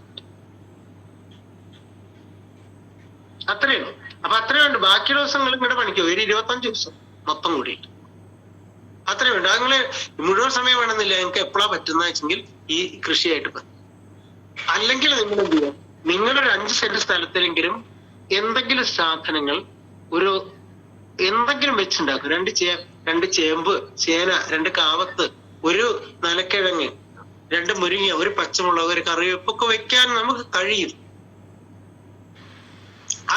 അതാണ് നമുക്ക് പറയാം. അത് തന്നെ ആയിരിക്കണം നമ്മുടെ. അപ്പൊ അങ്ങനെയാണെങ്കിൽ ഞാൻ പറഞ്ഞ ഒരു 4 കുടുംബത്തിന് ഒരു 5 സെന്റ് സ്ഥലം. ഇനി ഞാൻ പ്രാക്ടിക്കൽ പറയാം. എനിക്കിതിൽ പ്രാക്ടിക്കൽ 1000 എന്നാവാം. നിങ്ങൾ എന്റെ വടുക്കോർത്ത് വരികയാണെങ്കിൽ എപ്പോഴും 10 കുടുംബത്തിലേക്ക് വേണ്ട പച്ചക്കറി ഞാൻ പൊട്ടിച്ചു തരും. ഒരു തർക്കമില്ല. നിങ്ങൾക്ക് എത്ര കായ്പയ്ക്ക വേണം, എത്ര വെണ്ടയ്ക്ക വേണം, എത്ര വെറൈറ്റി വഴുതന വേണം, എത്ര കക്കരിക്ക വേണം എന്ന് പറഞ്ഞാൽ മതി. ഇവിടെ ഞാൻ ഭാഗത്ത് പോയി പൊട്ടിക്കും. കാരണം അത് ഉണ്ടാക്കലാണ് എന്റെ പണി. ഞാൻ 1 മണിക്കൂർ കൂടെ ചെയ്യില്ല. ബാക്കി സമയം പാടത്തോ വേറെ നീങ്ങാൻ ഞാൻ ഒരു അരമണിക്കൂർ എന്റെ ഭാര്യ, ഞങ്ങൾ സമ്പന്നമായിട്ട് ഈ സാധനം. അപ്പൊ അത് ചെയ്യാൻ താല്പര്യം ഉണ്ടെങ്കിൽ കുറച്ചെങ്കിലൊക്കെ അധികമായിട്ടുണ്ടായിക്കൊള്ളുന്നത് കുറച്ചെങ്കിലും. മാത്രമല്ല ഇത്ര റെസിസ്റ്റൻസ് ഉള്ള നമുക്ക് വേണ്ട ഒരു 3 മുരിങ്ങ. ഏറ്റവും ക്ഷാര ഗുണമുള്ള പഴമാണ് ഉപ്പായി. കേരളത്തിലെ അന്നേരം പറയുന്നതിൽ അധിക പ്രസംഗമാവില്ല. നമ്മുടെ വയറ്റിലെ വിരരോഗം വരെ ഇല്ലാണ്ട് പപ്പായ. അതാണ് പ്രകൃതി. എന്താ ഭക്ഷണം എങ്ങനെ ഔഷധവും പോഷണവുമായി മാറും. അപ്പൊ ഞാൻ പറയുന്നത് വീട്ടിൽ 3 പപ്പായയും 3 മുരിങ്ങ. ഈ കേൾക്കുന്ന മുഴുവൻ ആളുകൾ ഇത് കേൾക്കണം. അല്ലാണ്ട് നിങ്ങൾ വെബിനാറിൽ അറ്റൻഡ് ചെയ്തു പറഞ്ഞിട്ട് എന്ത് കാര്യം? നിങ്ങള് പാപം ചെയ്യാത്തവൻ കല്ലെറിയണം. ആ കല്ലെറിയാനുള്ള കൈപ്പിടിക്കാനുള്ള കഴിവുണ്ടാവില്ല ഇത്തരം കൂട്ടായ്മ. എന്റെ വടുക്കോർത്ത് 2 മുരിങ്ങക്കുണ്ട്, 2 പപ്പായ നിൽക്കുന്നുണ്ട്, ഒരു കറിവേപ്പ് വയ്ക്കാം. എ വിറ്റാമിൻ റിച്ച് അല്ല, കണ്ണിന്റെ കാഴ്ച വരെ കൂടും. ഡോക്ടറോട് പറയുന്നതിൽ എനിക്ക് ബുദ്ധിമുട്ടുണ്ട്, എന്നാലും പറയാണ്ടിരിക്കാൻ പറ്റും. എന്താ കറിവേപ്പ്? ഇത് തമിഴ്നാട്ടിൽ നിന്ന് പൊട്ടിച്ചുകൊണ്ടിരുന്നത് 19 പ്രാവശ്യം വിഷം അടിച്ചിട്ടുണ്ടെന്നൊക്കെ യൂണിവേഴ്സിറ്റി പറയുമ്പോഴും പിന്നെ അതന്നെ പോയി വാങ്ങിക്കട്ടെ. ഒരു കറിവേപ്പ് ഉണ്ടെങ്കിൽ നിങ്ങളുടെ മരണം വരെ പൊട്ടിക്കണ്ട. ഞാൻ ഒരു കറിവേപ്പ് വെച്ചിട്ട് 33 കൊല്ലം. അതിന് 10,000 രൂപയ്ക്ക് കറിവേപ്പ് വിറ്റുണ്ടാവും. ഇപ്പോഴും ആര് വന്നാലും എത്ര വേണമെങ്കിൽ പിടിച്ചു. അപ്പൊ ആലോചിച്ച് നോക്കുക, ഇതാണ് നിങ്ങൾ സങ്കീർണമായ ഊതും വാലിൽ നിന്ന് വെക്കാൻ പോവാതെ. നമുക്ക് മലയാളിക്ക് കൃഷി ചെയ്തിട്ട് 50 പവനും 100 പവനും കൊടുത്ത് മകളെ കെട്ടിക്കാനും 3 കോടി രൂപ വീട് വെക്കാനൊന്നും പറ്റില്ല. അതിന് വേറെ എന്തെങ്കിലും പണി. പക്ഷെ നിങ്ങൾക്ക് ഒരു 7.5 മീറ്ററുള്ള കുടലുണ്ടെന്നും ആ കുടലിലെ ഭക്ഷണമാണ് നിങ്ങളുടെ ഊർജമായി മാറുന്നതെന്നും അതിൻ്റെ ഉള്ളൊരു മനസ്സുണ്ടെന്നും ആ മനസ്സിലെ പോസിറ്റീവ് എനർജിയാണ് നിങ്ങളെ നയിക്കുന്നതെന്നും തിരിച്ചറിയുക. അതാണ് ഞാൻ അവസാന കൺക്ലൂഷൻ പറയാൻ ഉദ്ദേശിച്ചത്. അപ്പോ 2 3 മുരിങ്ങി പിടിപ്പിക്കുക. തെക്ക് പടിഞ്ഞാറൻ വെയിലാണ് ഹാർവെസ്റ്റ് ചെയ്യേണ്ടത്. 12 കിലോ കലോറി സൗരോർജമാണ് പടച്ച തമ്പുരാൻ പ്രകൃതി ആര് വേണമെങ്കിൽ പേരിട്ട് വിളിച്ചോ നിങ്ങളുടെ മുറ്റത്ത് വിളമ്പിത്തരും. അതിൽ 5-1 സ്വീകരിക്കാൻ കഴിയുകയാണെങ്കിൽ 5 സെന്റോ 6 സെന്റോ സ്ഥലം ഉണ്ടെങ്കിൽ പോലും 4 ആൾ കുടുംബത്തിന് എന്തെങ്കിലുമൊക്കെ ഉണ്ടാകും. അത് തന്നെ ആയിരിക്കണം നമ്മുടെ പരിഹാര ബോധനം. സങ്കീർണമായ കൃഷിയിലേക്ക് പോകരുത്. നിങ്ങൾ ചെയ്യേണ്ട കാര്യങ്ങൾ ഇപ്പൊ തന്നെ ഞാൻ ലിസ്റ്റ് ചെയ്ത് തരാം. 2-3 മുരിങ്ങ പിടിപ്പിക്കും. അതിന്റെ ഇല പൊട്ടിച്ച് 2 ദിവസം കറി വെക്കുന്നു ഉറപ്പുവരുത്തും. ഇത്രയും പോഷണ സമ്പന്നമായ ഒരു പരിചരണമില്ലാതെ വളരുന്ന എല്ലാ കാലത്തും ഇല ഉണ്ടാവും. ഇല അധികം പൊട്ടിച്ചാൽ കായ കുറയും, അത്ര മാത്രമേ ഉള്ളൂ. അപ്പൊ കായ വേണ്ട, ഇലട്ടിയാൽ മതി. രണ്ടാമത്തെ 1-2 പപ്പായ വെക്കണം. പപ്പായ ഒരു 7 കൊല്ലം വരെ നിൽക്കും. അത് കഴിഞ്ഞാൽ 2 വേറെ പിടിപ്പിക്കണം. ഒന്ന് പഴുക്കാൻ നിർത്തണം, ഒന്ന് പച്ചയ്ക്ക് തിന്നാൻ. പച്ചയ്ക്ക് നമുക്ക് കുത്തിയിട്ട് ഉപ്പേരി വെക്കാൻ, തോരൻ വെക്കാൻ, എന്തൊക്കെ ചെയ്യാൻ പറ്റും. നമ്മുടെ നാട്ടിലുണ്ടാവും ഉഷ്ണമേഖലയിൽ വിളയുന്ന സാധനം. മൂന്നാമത്തത് കറിവേപ്പില്ലാത്ത വീടുണ്ടാവും, ഉറപ്പ്. 4മത്തെ 2 പച്ചമുളക് പിടിപ്പിക്കണം. പക്ഷെ ഇതാണ് ഭക്ഷണബോധം. പച്ചമുളക്, കാക്കച്ചീനി എന്ന് പറയുന്ന സാധനം, കാന്താരി എന്താ വെച്ചാൽ വിളിക്കും. 4മത്തത് നാട്ടുവാഴകൾ പിടിപ്പിക്കണം. നാട്ടുവാഴകളുടെ പ്രത്യേകത ഇലകളിൽ ഭക്ഷണം കഴിക്കുക, എയറോബിക് ബാക്ടീരിയയുടെ സാന്നിധ്യം. ഞാൻ ഇതൊക്കെ ഡോക്ടറോട് പറയേണ്ടി വരുമ്പോ എനിക്ക് അതിന്റെ സയൻസിനെക്കാട്ടിലും നന്നായിട്ട് നിങ്ങൾക്ക് അറിയില്ല. അതുകൊണ്ടാണ് ഇലയിൽ ഭക്ഷണം കഴിച്ചു കണ്ടോ. എന്തുകൊണ്ട് തേക്കിന്റെ ഇലയും ചേമ്പിന്റെ ഇലയും പൊട്ടിച്ച് ചോറ് വിളമ്പിയില്ല എന്ന് ഓർക്കേണ്ടതല്ലേ. അപ്പൊ അത്തരം വിജ്ഞാനങ്ങളെ പാടെ കാലുകൊണ്ട് തട്ടിക്കളയുക എന്ന് പറഞ്ഞാൽ അത് എന്താണ് അർത്ഥം? അതിന് പകരം നമുക്ക് സബ്സ്റ്റിറ്റ്യൂട്ട് വന്നത് എന്താ? കടലാസിന്റെ ഇലയിൽ മെഴുകിട്ടിട്ട് തന്നിക്കാം. ഇതെ ചോറ് ചൂടുള്ള വിളമ്പിയാൽ മെഴുകുരുക്കൊന്നും ആർക്കും അറിയാത്ത മനുഷ്യൻ. 50 ഡിഗ്രി സെൽഷ്യസിൽ ഉരുകുന്ന സാധനമാണ് മെഴുകുന്ന ഏത് സ്കൂളിൽ പോകാത്ത ആൾക്കും അറിയുന്നത്. ആ മെഴുകിട്ട് തന്നിക്കാം. ചൂടുള്ള കറി വിളമ്പിയാൽ മെഴുക് നിങ്ങളുടെ അകത്താണോ പോവുക, വേറെ ആരെങ്കിലും അകത്താണോ? അപ്പൊ അതാണ് നമ്മുടെ സബ്സ്റ്റിറ്റ്യൂഷൻസ്. അതാ മനസ്സിലാക്കണ്ടേ. അപ്പൊ അതുകൊണ്ട് 4 നാട്ടുവാഴകൾ ഒഴിപ്പിക്കും. കദളിവാഴ കയ്യിലിരുന്ന് കാക്കയിരുന്ന് വിരുന്ന് വിളിച്ചു എന്ന് എഴുതിയ കവികൾ നമ്മുടെ കാഴ്ചശ്രീ ആയിരുന്നു. നമ്മുടെ വീട്ടിലെ വാഴകൾ നല്ല പുഴുകുത്തി പോട്ടെ, എന്നാലും വാഴ മാണിത്തട്ട ഉണ്ണിത്തണ്ട് ഏത് വ്യക്തിയും ഊട്ടാൻ പറ്റിയ ഒരു വാഴപ്പഴം. ഞങ്ങളിവിടെ നിങ്ങൾ ഈ ഫ്രെയിമില് എപ്പോ വന്നാലും ഇവിടെ വാഴപ്പഴാണ്. ഏത് മനുഷ്യൻ വന്നാലും ഏത് വലിയ ആള് വന്നാലും ചെറിയ ആകെ കൊടുക്കാൻ അദ്ദേഹം അത് പഴുത്തുണ്ടാവും ഈ സമയത്ത്. അതിനാ കൃഷി ചെയ്യുന്നു. മനസ്സിലായില്ലേ? അപ്പൊ അത്തരം ഒരു കാർഷിക ഭക്ഷണബോധം. പിന്നെ ഒരു കാര്യം നിങ്ങൾ മനസ്സിലാക്കിക്കോ, ആഹാരം പ്ലസ് വ്യായാമം, അതാണ് ആരോഗ്യം അല്ലെ? ഡോക്ടർ പറഞ്ഞത് നമ്മുടെ കോശങ്ങളില് വർക്ക് നടക്കണമെങ്കിൽ വ്യായാമം ചെയ്യണ്ടേ, ആഹാരം ശുദ്ധമാണ്. I=to ആരോഗ്യം. ഈ ആരോഗ്യം ഉണ്ടായാൽ മാത്രമേ ആനന്ദം ഉണ്ടാവുള്ളൂ. ഇത്തരം ആനന്ദങ്ങൾ കൂടുമ്പോഴാണ് നമ്മൾ ബീവറേജിൽ പോയി ആനന്ദം വിലക്ക് മേടിച്ചുകൊണ്ടിരുന്നത്. മനസ്സിലായില്ലേ? അപ്പൊ ഇതെങ്ങനെയാണ് റൂട്ട് പഴച്ചതെന്ന് മനസ്സിലാവണം. ഇത്തിരി മണ്ണിൽ താനെ കിളച്ചു വിയർത്തൊരു വിത്ത് പാകുമ്പോ, പേർത്തുമത്തടം നനയ്ക്കുമ്പോ, പച്ചയാം രക്തമൂറ്റിപ്പടരുന്ന ഇലച്ചാർത്തിൽ പറ്റിയ പുഴുക്കളെ പിടിച്ചു കളയുമ്പോ, കടിഞ്ഞൂൽ പൂവും കായും കാണുമ്പോ കരളിൽ തുടിക്കുന്ന ദന്തന്തര അഭിമാനം, ഉർവിയെ പുഷ്പിപ്പിക്കും കല പോൽ നമുക്കിത്ര നിർവധികരം സർഗവ്യാപാരമുണ്ടോ മണി. വൈലോപ്പള്ളി കൈപ്പോല്ലി കവി ക്രാന്തദർശി. വരാൻ പോകുന്ന കാര്യങ്ങളെ മുൻകൂട്ടി കാണാൻ കഴിവുള്ള കവികൾ ഒക്കെ പാടി തന്നൊക്കെ അവിടെ ഉണ്ട്.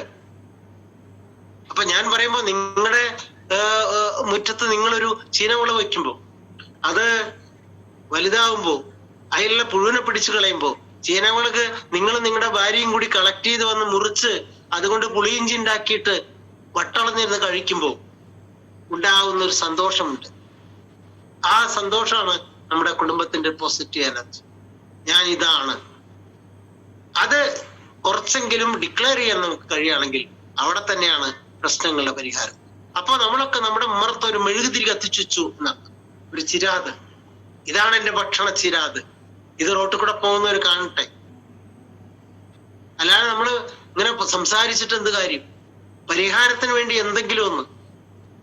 അതുകൊണ്ടാണ് ഗാന്ധി പറയുന്നത് we want production by masses, not mass production. ആലോചിച്ചോക്ക്, ഗാന്ധിയുടെ ഒരു കയ്യൊപ്പില്ലാത്ത ഒരു മേഖലയിൽ we want production by masses. ആരെങ്കിലും ഉണ്ടാക്കി ഭക്ഷണം നിങ്ങൾക്ക് കൊടുന്നേരുമെന്ന് വിചാരിച്ചാൽ അപ്പോ ആ ലോകം ഇങ്ങനെയൊക്കെയാണ്. അത് നമ്മൾ അടയാളപ്പെടുത്തുക എന്നുവെച്ചാൽ എല്ലാവരും ഉണ്ടാക്കണമെന്നല്ല, ഇത്തരത്തിൽ എന്തെങ്കിലുമൊക്കെ നട്ടു നനയ്ക്കുന്ന ഒരു സംസ്കൃതിയിലേക്ക് നമ്മൾ മാറേണ്ടി. അപ്പൊ രണ്ടോ മൂന്നോ മുരിങ്ങ പിടിപ്പിക്കാം, ഒരു 2 പപ്പായ പിടിപ്പിക്കാം, ഒരു കറിവേപ്പ്. ഇതിനൊന്നും ആരും സഹായം വേണ്ട. ഒരു കൃഷി ഓഫീസറുടെ നിർദ്ദേശം ഇല്ലെങ്കിൽ പോലും നമുക്കതിന് കഴിഞ്ഞില്ല. നിങ്ങൾക്ക് വേണ്ട 4 നാട്ടുവാഴകൾ പിടിപ്പിക്കാം, ഒരു ചീനമുളക് പിടിപ്പിക്കാം. കഴിഞ്ഞില്ല. നിങ്ങൾക്ക് വേണ്ട ഒരു 4 മുടി ഇഞ്ചി, 2 മീറ്റർ സ്ഥലം, 2 മീറ്റർ നീളമുള്ള, 1 മീറ്റർ വീതിയുള്ള ഒരു ചൂട്ടാൻ ഈ കേൾക്കുന്ന മുഴുവൻ ആളുകൾക്ക് പറ്റും. അതിൽ 68 മൂടി ഇഞ്ചി നടാം. ഒരു 4 ആൾ കുടുംബത്തിന് ഒരു വർഷത്തിന് വേണ്ട ഇഞ്ചി. നിങ്ങളിപ്പോ കഴിക്കുന്ന ഇഞ്ചി എന്താണെന്ന് ചോദിച്ചാൽ അതിനെപ്പറ്റി വേറെ പറയണ്ട. അന്തർവ്യാപന കീടനാശിനി വരുന്നത് കാരണം അത് ഇഞ്ചിക്ക് മൂടി ചെയ്യല. ആ കാരണം. അപ്പൊ പരിഹാരം എന്താ വെച്ചാൽ നമ്മുടെ കയ്യിലുണ്ട്. ഒരു ഭരണകൂടത്തിനും പെട്ടെന്ന് ചെയ്യാൻ പറ്റാത്ത പരിഹാരങ്ങൾ പോലും ഒരു വ്യക്തി ചെയ്യാൻ പറ്റും, തന്റെ കുടുംബത്ത് പുറത്തു പറ്റും. അതുപോലെ നിങ്ങൾക്ക് വേണ്ട ഒരു ഇതുമാതിരി 2 തരം മഞ്ഞൾ നമുക്ക് ചെയ്യാവുന്നതാണ്. അവിടുന്ന് പോയാൽ നിങ്ങൾക്ക് വേണ്ട ഒരു വെറുതെ ഒന്നും ചെയ്യാണ്ട് ഒരു കുപ്പിയും കാടും അടിച്ചു കൂട്ടിയിട്ട് 1 മീറ്റർ ചപ്പ് ചവറ് ഇട്ട് അതിന്റെ മീതെ 250 ഗ്രാമുള്ള ഒരു മൂക്ക് വെച്ചാൽ, ഒരു വിത്ത് വെച്ചാൽ വിളയുന്ന സാധനം കാവത്ത് ഒരു പക്ഷെ 10 കിലോനൊക്കെ ഉണ്ടാവും. ഒരു കാവത്ത് ഒരു 16 കിലോ. ഞങ്ങൾക്ക് എന്തിനാ 16 കിലോ? അതിന്റെ അർത്ഥം അത്രയും ചപ്പ് ചവറുകള് പശുവിന്റെ പുല്ലൂട്ടിയിലെ അടിക്കാടുകളും കൊണ്ട് കൂട്ടിയതാ. അതിൻ്റെ ഉള്ളിൽ ഒരു മൂക്ക് വെച്ച് വെറുതെ, പിന്നെ ഒരു കൊല്ലം പറിച്ചില്ല, പിന്നെ അതിൻ്റെ ഉള്ളിൽ നിറച്ചുണ്ടാവും. അപ്പൊ ഇത്തരത്തിൽ വളരെ ഹാൻഡി ആയിട്ടുള്ള നമ്മുടെ പ്രാദേശിക വിഭവങ്ങളെ ഉണ്ടാക്കാൻ, ഒരു 10-25 വിഭവങ്ങൾ ഉണ്ടാക്കാൻ ഒരു വിഷയം. വളരെ സങ്കീർണപ്പെട്ട സാധനങ്ങള് അവിടെ നിർത്തുക. ഇതിന്റെ കാലാവസ്ഥ ഭക്ഷണ സ്വഭാവമുണ്ട്. അതാണ് എനിക്ക് പറയാനുള്ളത്. അപ്പോ ഇനി നിങ്ങൾ ആരെങ്കിലും ആവശ്യപ്പെടുന്നതിനനുസരിച്ചേ പറയുള്ളൂ. അപ്പൊ ഇത്തരം പ്രാഥമികമായിട്ടുള്ള കാര്യങ്ങൾ ചെയ്യാനുള്ള ഒരു ഒരുക്കം ഉണ്ടാകുമ്പോൾ തീർച്ചയായിട്ടും ഇവിടെ ചെറിയൊരു പച്ചപ്പുണ്ടാവും, ഇത്തരം മനസ്സുണ്ടാവും. ആ മനസ്സ് തന്നെയാണ് പൊന്നു മനുഷ്യരെ നമ്മൾ അടുത്ത തലമുറയ്ക്ക് കൊടുക്കുന്ന കൾച്ചറൽ ട്രാൻസ്മിഷൻ. നമ്മൾ പറയാറില്ലേ, ഇപ്പൊ ഡോക്ടർ എന്താ ഇത് ചെയ്യാൻ കാരണം? വൈ? വേറെ ആരെങ്കിലും പറഞ്ഞിട്ടാണോ? അല്ലെങ്കിൽ വേറെ എന്തെങ്കിലും ലാഭം കിട്ടുമെന്ന് പ്രതീക്ഷിച്ചിട്ടാണോ? അല്ല, ഇതൊരു കൾച്ചറൽ പ്രശ്നമാണ്. അച്ഛൻ ചെയ്തു വെച്ച ആ ധാർമ്മിക ബോധത്തിന്റെ ഉർവരതകളെ നിലനിർത്താനുള്ള വളരെ ആത്മാർത്ഥമായ ഈ ട്രാൻസ്മിഷനാണ് നമുക്ക് പറയുന്നത്. അപ്പൊ നിങ്ങൾ ഒരു ചേമ്പ് ഇടുമ്പോൾ ചേമ്പ് മാത്രമല്ല, നിങ്ങളുടെ കുട്ടികൾ കാണുന്നു. അവര് വരണ്ട, അവര് ബർമ്മണിട്ടൊരു ഫോൺ കൊണ്ടിരിക്കട്ടെ. പക്ഷെ നിങ്ങളെ കുറിച്ച് പറയുമ്പോൾ അത് പറയും, അച്ഛൻ ഉണ്ടായിരുന്ന കാലത്ത് ഇവിടെയൊക്കെ നമുക്ക് ചേമ്പുണ്ടായി. ഇതാണ് കൾച്ചറൽ ട്രാൻസ്മിഷൻ. ഇതൊരു ഇക്കണോമിസ്റ്റിന് പറയാൻ പറ്റില്ല. അവന് പറയാൻ പറ്റുമെന്ന് ചേമ്പ് മുതലാവാത്ത കാരണം അച്ഛൻ നിർത്തി എന്ന് പറയും. ഉണ്ടായിരുന്നു പറയുന്നത്. അതാണ് cultural transmission. That is agriculture. മനസ്സിലായി? അപ്പൊ അതാണ് നമ്മൾ ഇത്തരം സംഭവങ്ങളിലൂടെ ട്രാൻസാക്ട് ചെയ്യാൻ ഉദ്ദേശിക്കുന്നത്. എന്തായാലും എല്ലാവർക്കും സ്നേഹം അറിയിച്ചുകൊണ്ട് ഒരിക്കൽ കൂടി ഞാൻ നിർത്തുകയാണ്. നന്ദി. വല്ല ഫീഡ്ബാക്കും പറയാണെങ്കിൽ പറഞ്ഞോ.